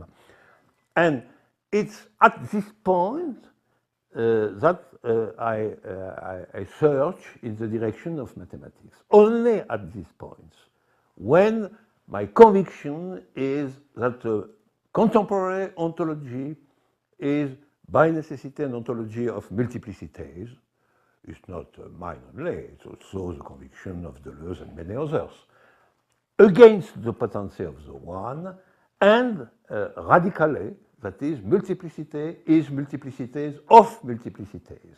And so there is no stopping point in the analysis of multiplicity. If something stops, we are in the void. There is nothing at all. Because if there is something, something is a multiplicity. So the connection between multiplicity and the void is not a duality, a metaphysical duality. Void is the immanent nothingness which is inside the multiplicity as the multiplicity of multiplicities. Okay? So that is my choice. And after that, in this framework, we have to understand the possibility of something new, and so it's the theory of an event and so on. We cannot explain all that today. The point, the very important point, is that the element of pure decision, the personal element, has been the conviction that in the contemporary situation, the context to examine the possibility of something new is an ontology of multiplicities, of pure multiplicities, that is multiplicity without one. This point is very, very, very important. Biographically, naturally, one says that why is the question of novelty? It was certainly first by political education at the light of May '68, so something uprising like very condition of true life. So the conviction that a true life cannot be a life inside repetition. But it's a very general biographical point, I think. I think it is really many subjects, the conviction of whom is that true life is repetition. It's a point of view of the state. It's a point of view of the order itself. The power loves repetition.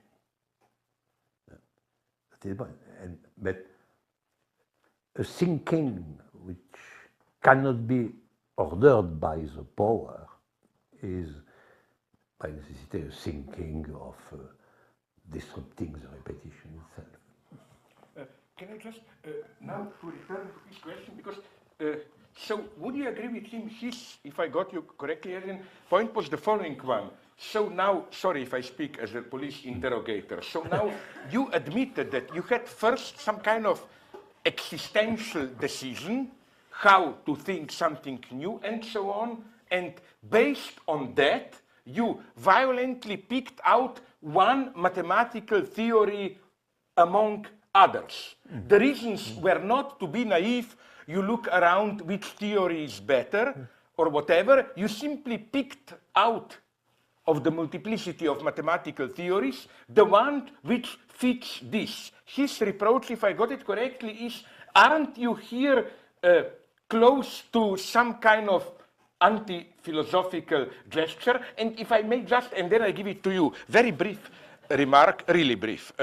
You know where maybe there is a difference between us? There is no one. We agree here. But for me, this is not just a fact there is no one, but this is a positive obstacle. The one always fails. The failure of one, which gives us two, but not the two of this Oriental bullshit, yin-yang imbalance. So my problem would be, I put it in very abstract terms. I would like to have in your multiplicity already some form of the two. Two is crucial. I agree here with you often, but I stop here. Well, it's a technical question. Maybe it's a too technical question. Oh, okay. Precisely, the form of the two in the pure multiplicity is a distinction between element and party, element and subset. Yeah. And the distinction between how a subset in the set and how an element in the set inscribes in the multiplicity itself a fundamental duality. And the development of this duality is of capital importance in being an event, naturally, because finally it's also the question of the state, the question of the excess, and also the question of what is a generic set, that is the ontological form of a truth. But yes, I agree with the question, naturally. When I am in the question, how can I think a multiplicity which is a multiplicity of multiplicities, and if I do a choice in different possibilities in set theory, my choice will be Zermelo-Fraenkel theory of sets, and not a theory of sets with atoms, which exists too. So there exists some theory of sets where elements are atoms, so with one inside the multiplicity. So I take a theory of sets without atoms, c'est-à-dire without one. And so after that, we have that sort of dialectics, singular dialectics between multiplicity and the void, and not between multiplicity and the one. That is certainly a technical choice because, in fact, it is possible to construct a theory of sets in the mathematical field with atoms. Parce que it's not the choice of Democrite or Epicure. It's not multiplicity of atoms and the void. That is very important. It's in immanent dialectics of multiplicity and the void by the mediation of the fact that multiplicity is always multiplicity of multiplicities. But in the classical atomistic materialism, it's not the case. Because in atomistic materialism, multiplicity is multiplicity of ones, atoms. And the void is a general context in which we have atoms, precisely. So it's not that sort of atomistic materialism, it's something else, but naturally it's a choice. But it's a choice which is, I think, not really biographical, existential, or a tragic choice, like the question for Kierkegaard of marriage. It's not exactly like the question of Kierkegaard of marriage with Regine. It's a more quiet question and more technical. It is why I don't think that it is really a trace of anti-philosophy. I think we really are getting a little bit late. How are you guys doing? You want any more questions? Or? There are two hands being raised there. Maybe we can. Alors the two. The two. You come up and take a microphone. No, I don't need a microphone. But the rest of the people need it. Oh, cannot hear me? No. Yeah.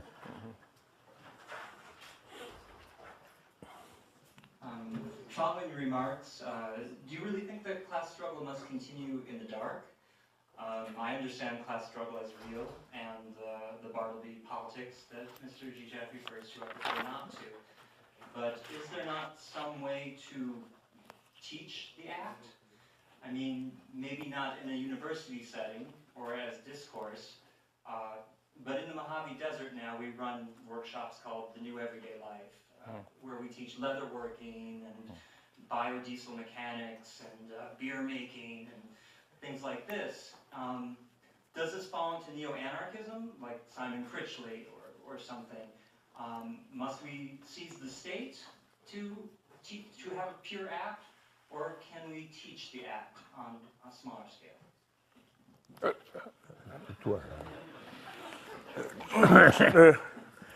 No, first, I was accused, among others, by our good friend Peter Holward, who said that I'm inconsistent. Sometimes I say, do nothing, wait. Sometimes I wait for some big suicidal act. Sometimes I propose pragmatic measures. Can't I decide? Well, I find this reproach totally nonsensical. It's like reproaching me, yesterday you ate a hamburger, today a pizza, can't you decide? No, fuck you, why should I decide? I mean, I'm very precise here, there are situations where, and I quote you, that when doing something just contributes, even if it's critical to reproduction of the existing, where the most violent thing, as I repeat, is to do nothing. There are obvious situations where a great collective act is needed, and there are situations totally honorable, why not, when small patient work is needed. So my first reply here is quite an opportunistic one, not opportunistic in the sense of political opportunism, but I think, you know, to try to press us on this choice. What do you advocate? Doing nothing, preparing big revolution, or patient everyday work? Why impose a choice here? It's a strategic question. Now, you mentioned a certain obscene name that I prefer not to enter, Critchley and so on. No. My problem with that one is simply that what he describes is for me a way too comfortable position. You know, I don't think you have the right to say there is the state out there, but I want to remain outside. And I mean, it's for me too close to the position of the beautiful soul and so on and so on. I think that we should nonetheless insist, and this is the being faithful to the idea of communism, that nonetheless we should, how do you put it, you know, as they say, sub specie aeternitatis, that you observe reality through the lenses of the idea, an eternal idea, that communism should be the idea through which we judge what is going on today. And that's my basic. Here then I leave you all the opportunism, in a good sense, opportunism. Improvise, teach in the deserts, here, there. Don't underestimate, nonetheless, universities. I think that what you suffer here now, with all this financial crisis, in Europe, even worse, so-called Bologna reform, more and more, you know, universities are becoming a bastion of something which threatens the predominant form of domination, which is why more and more they try to streamline, to make universities, as they put it, you know, it's very popular in Europe to say today, universities shouldn't be an ivory towers of knowledge which is of no use to anyone. They should serve concrete needs of the, you know, this to don't be ashamed of university knowledge. It's getting more and more precious, and I claim we need it more than ever today. University knowledge to know what is going on. I don't believe in this, oh, why don't only teach, study, do something, but how do you know the truth precisely of what you are doing? It's more and more needed. We need theory more than ever. I don't believe this would be for me anti-philosophy in a bad sense. To think that in order to decide of a truth of a theory, some kind of direct practical experience tells you. No, in order to decide if there is truth in what you are really doing, you need a theory more than ever.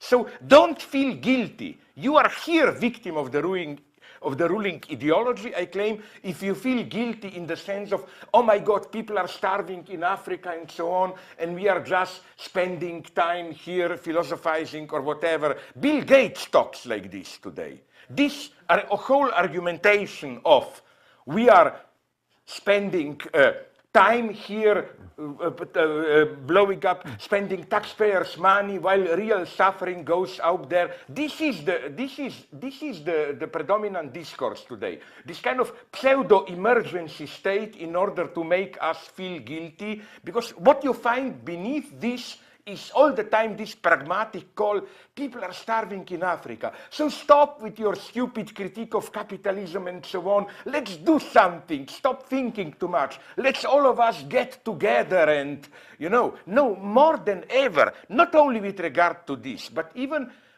for example, in Europe, you must have read in your newspapers the Greek crisis. It's very sad. You know, some of our Trotskyite friends are already in their pre-orgasmic state. You see, it's almost here, the revolution will happen.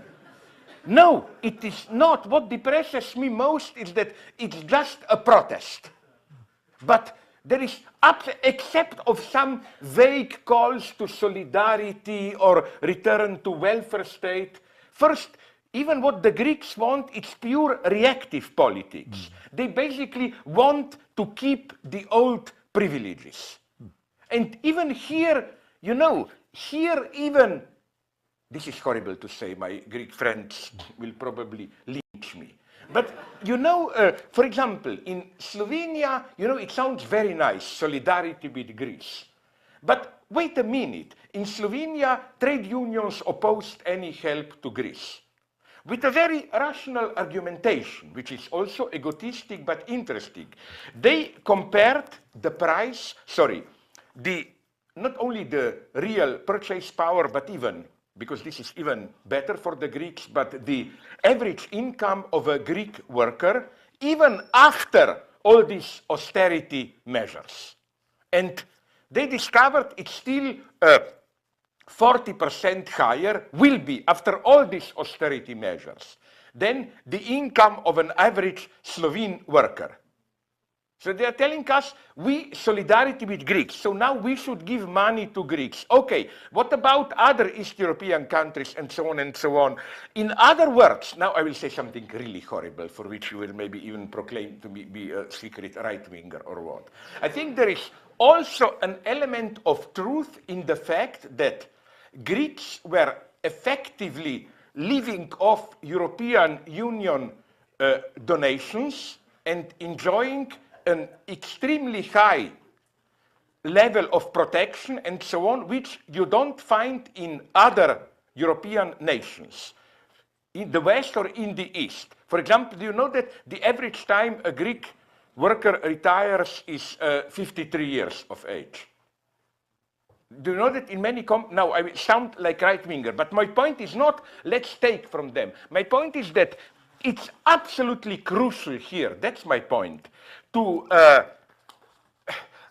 put it this way. Some people in Europe, leftists, think that the lesson of this crisis is European Union is bad, it's the organ of international financial capital, and that the solution for the left is strong nation state, like dealing from international. I think it's more than ever necessary to counter international capital with forms also of solidarity, and here we should be international solidarity of the workers and so on and so on. This is absolutely crucial today to avoid this trap of nation state, this withdrawal to nation state, and then you get here an extremely obscene versions which shocked me, like some high-level British leftists, I will not name them, look at the editorial board of New Left Review, seriously flirt with the idea of supporting Václav Klaus, who is now the president of the Czech Republic, pure neoliberal right-winger, and from this right-wing position, as a threat to liberty, he opposes European Union. And they claim, no, the crucial thing of the left today is to oppose European Union and have a stronger nation state. What if Klaus is really one of us and he just pretends to be a neo-market liberal to pass this basic progressive idea of undermining European Union? I think this path is a catastrophe. I think that it's so important to insist that since capital is global, the only way to counter it, it's not nation. If we found resistance at nation-state levels, then this is the ideal field of the capital, which then can play one nation against the other, outsourcing and all those games. Everything will be decided at this level. And here again, we need theory. What they need in Greece is theory. That is so depressing for me if you follow the Greek events. Absolutely. It's just, you know, popular fury. So what I am afraid is that when people will be disappointed by the impotence of leftist demands, you will get the right-wingers.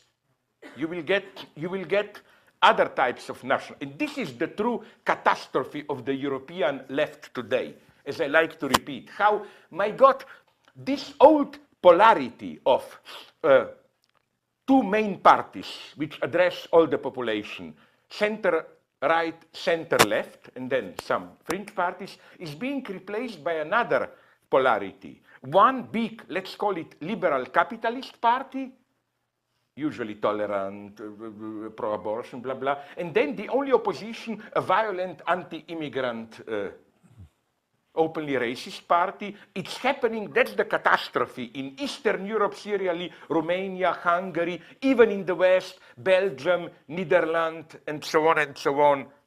And again, in this situation, again, theory is needed absolutely. So don't fall into this romantic of some kind of, how should I put it, immediate, authentic action, and so on and so on. It's absolutely crucial today, more than ever, I claim, to stick to theory. So don't be ashamed that you are here. You are privileged, but then instead of, in this typical petit bourgeois way, feeling guilty of, oh, people are starving and I'm here spending, use your privilege to learn, to study, and so on, and do something. Remind the audience about the Middlesex fight going on. Yeah, another example, yes, Middlesex University, philosophy department cancelled. Here you can see how real are these struggles, my God. Definitely, it's incredible under what target all around Europe is today this so-called useless higher education and so on and so on. So again, if you play this game of who needs useless academic knowledge, you are playing the game of those in power. But okay, let's not lose time. Yes, in one word. You know, the global situation today, one remark, you observe how we pass from a very precise question, is Lacan an anti-philosopher, to something very different. What is the planetary situation today? But it's a very interesting logic. The global situation today is a situation very near the situation in the middle of the 19th century. There is a situation where practically the capitalism is the future for everybody. There is no idea, in the strong sense of the word, of something else. And it was the case during the first part of the 19th century. So the question of action, of what we must do and so on, is a very difficult one. What is the way in the 19th century? We find two different things.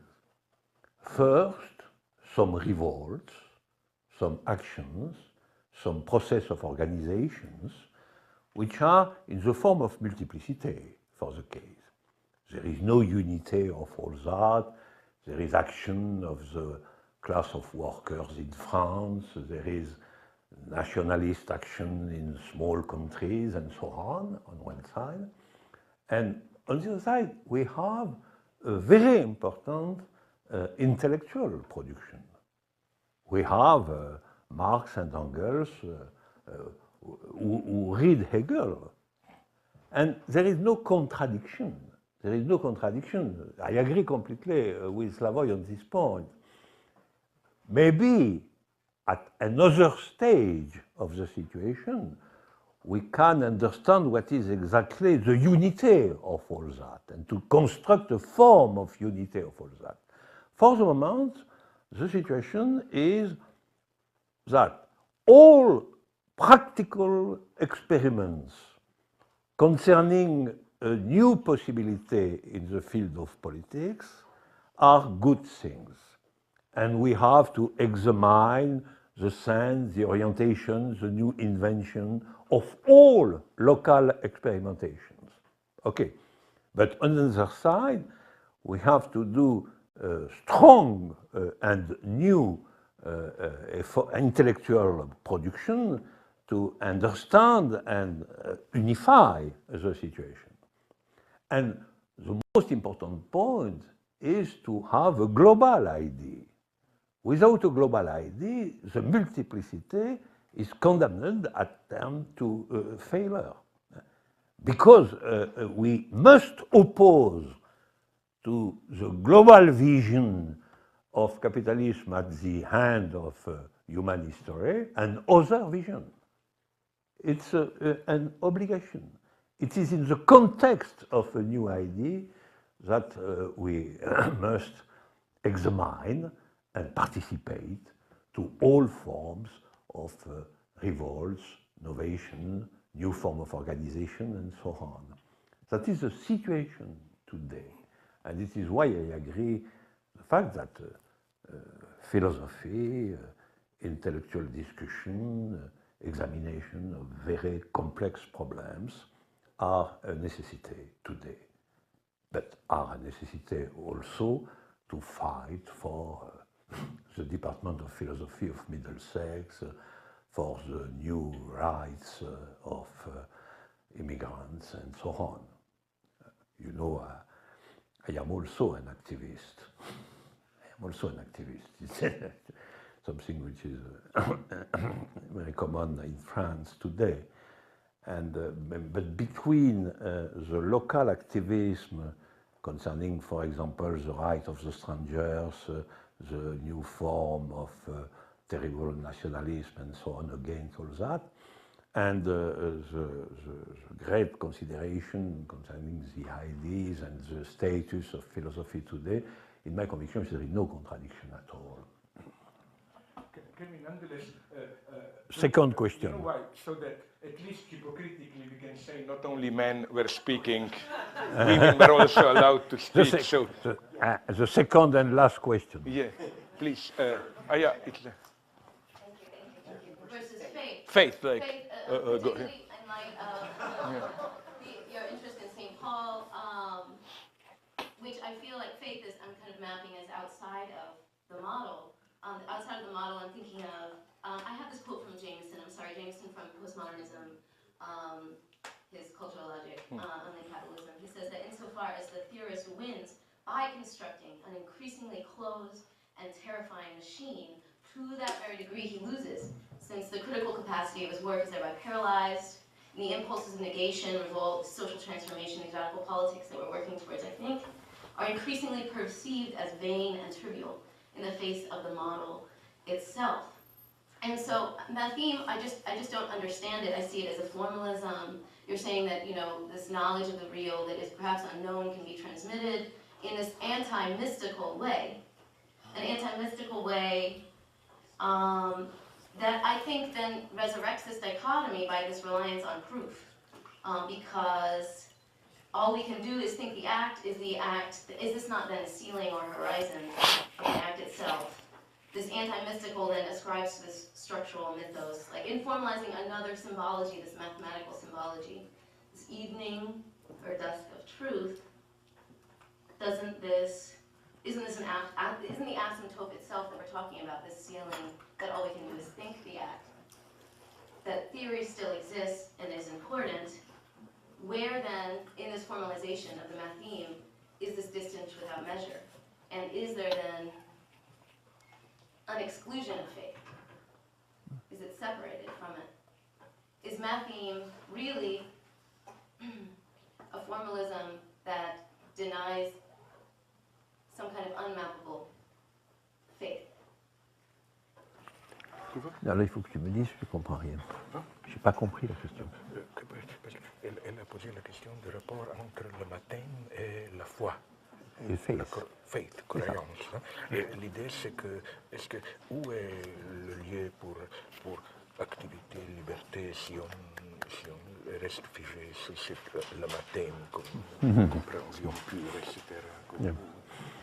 Wait, the question of the matheme is different from the question of decision.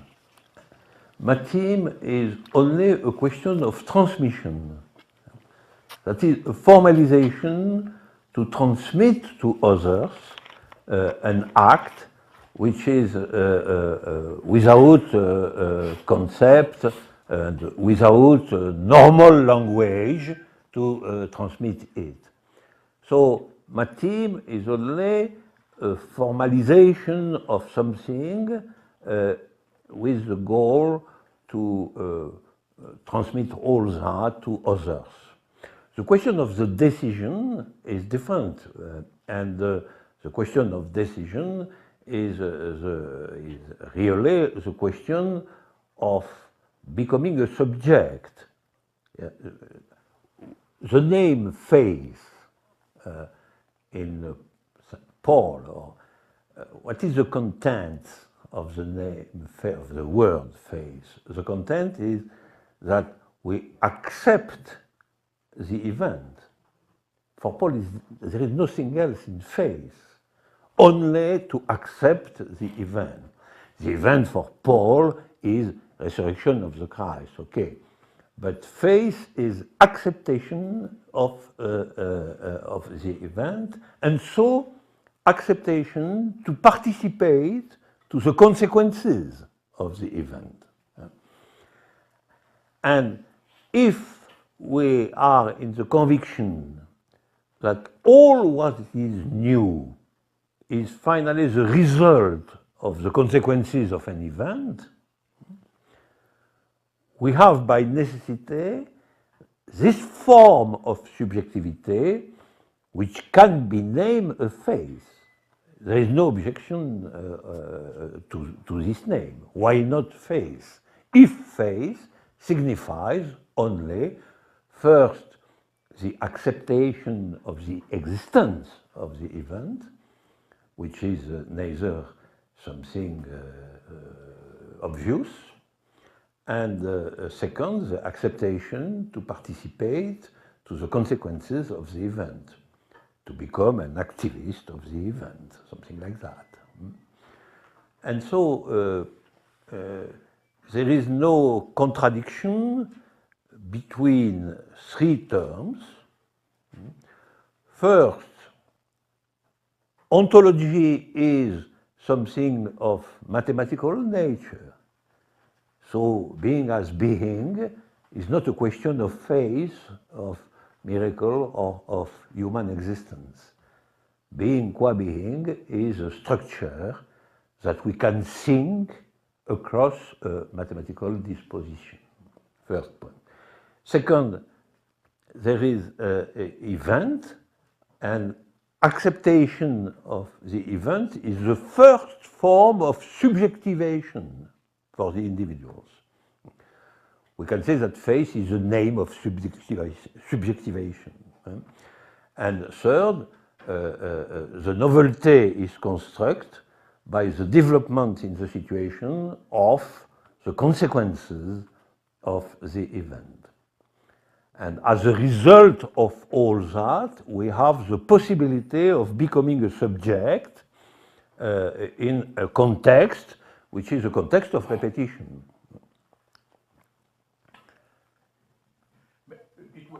I was deeply impressed by your question because I feel I know what is bothering you. Maybe we should have explained more how Matim functions. For example, if I ask myself to give a clear, simple idea of Mathem, I always tell people, think about quantum physics. As everybody knows, Richard Feynman repeated this all the time. Nobody can understand quantum physics, and it doesn't mean we all bluff. It means these are certain formulas which work. If by understanding we mean, and this is ultimately what understanding means, translating this formula into our everyday experience of reality, you cannot do it. It resists translation into the universe of meaning.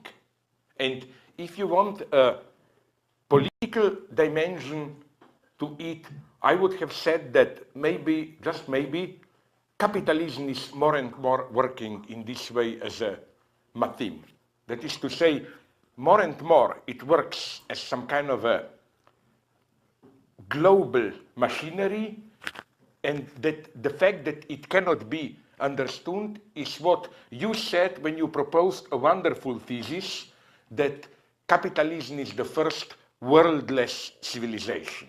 What all these paranoid theories, right-wing or leftist cultural theorists, try to do is to reduce capitalism to a certain world of meaning. It's European capitalism, or it's the Jewish plot, or whatever. You want a concrete, what you cannot accept is just that it's a kind of a meaningless formula which works with all civilizations. You can have Catholic capitalism, Protestant, Chinese capitalism, Confucian, very successful today, as we know. And we have to, this would be to touch the real of capitalism, to render visible this irreducible gap between the real and all attempts to provide a meaning to it.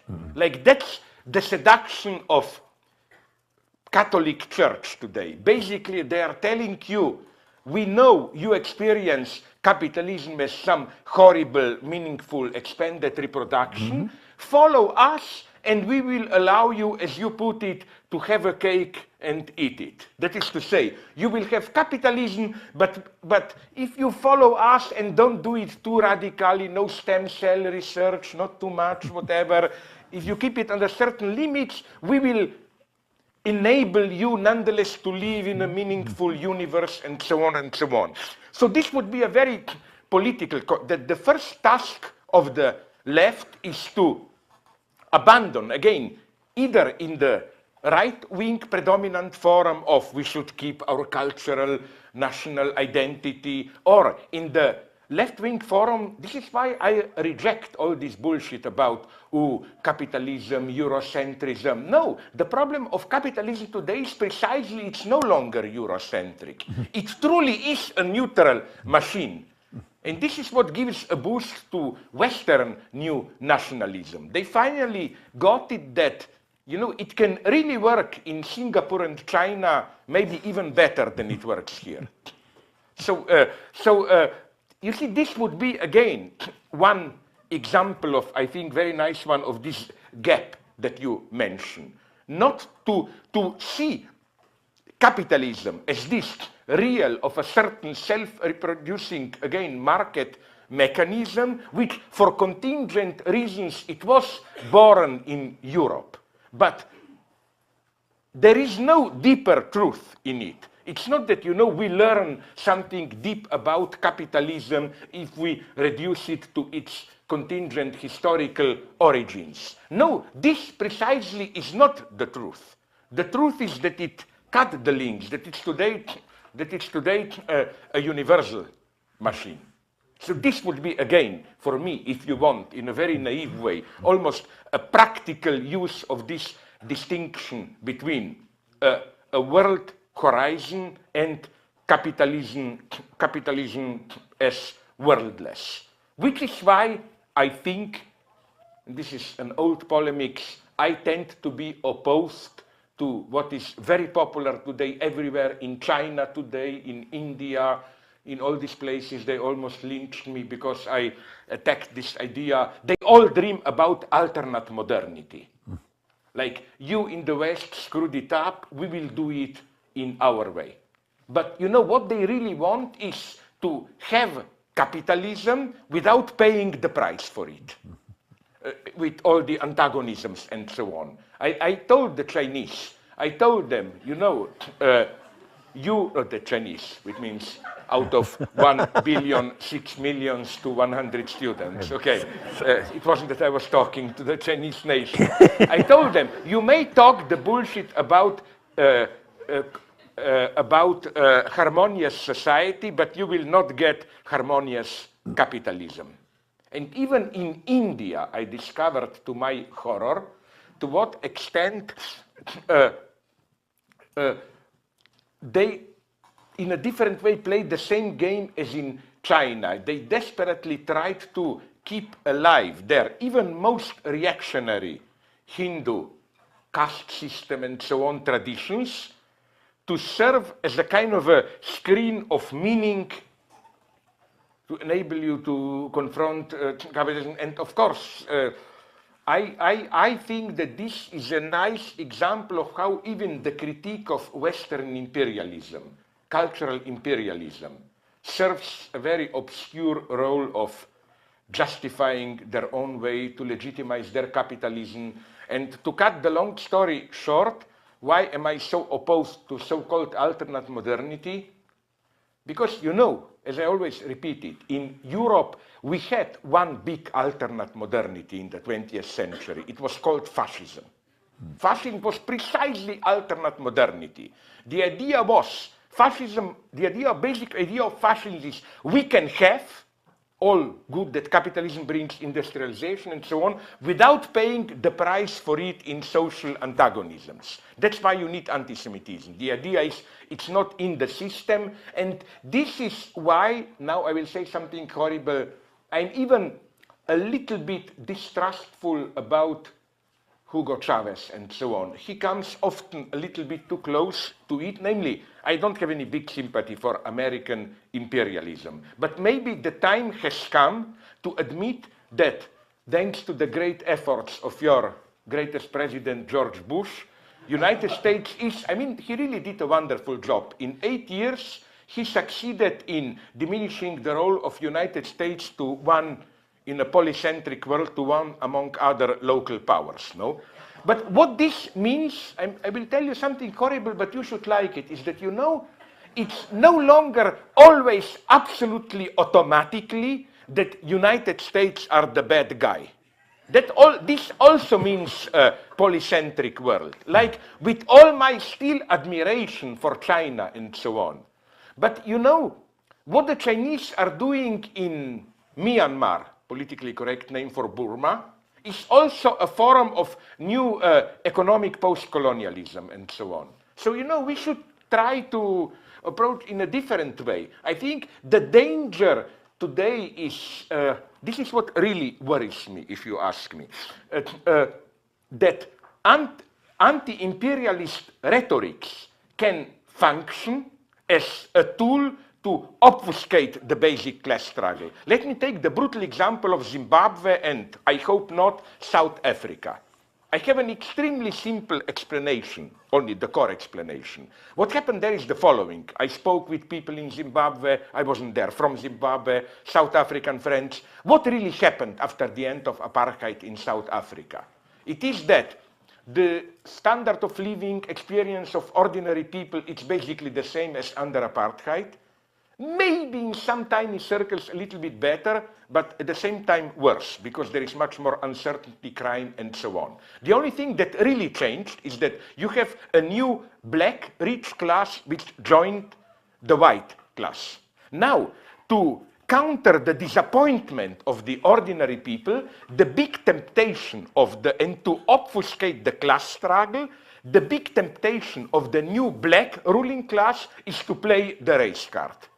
Is to claim you are no better because we are really still enslaved to Western imperialism, blah, blah, blah. No, sorry, I disagree here. I claim this is the worst attempt. This is why I tried to give Mugabe a chance. I spoke with my friends there, and they told me, who are leftist, radical, and they told me, no, unfortunately, critique of Mugabe is not just Western media attacking. He did screw it.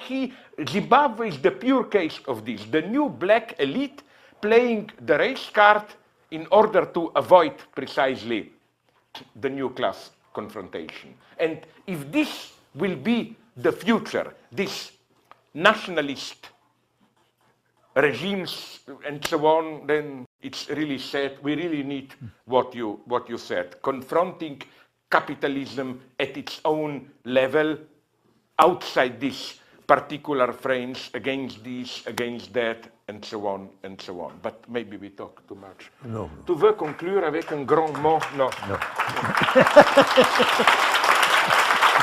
We were. Is it 5? We were 3 hours. We are approaching these long Maoist sessions, you know, of self-criticism and so on. I think I were in Cuba, right? Sorry? In Cuba, go all night. In Cuba, it's even, but this is why French call me Fidel, you know, like, I talk too much, but in Cuba, no, it's better there. When I was there, Fidel gave a speech which lasted 2 hours, and everybody was in a panic, like, is he dying or what, you know? Usually it's 6, 7 hours, no?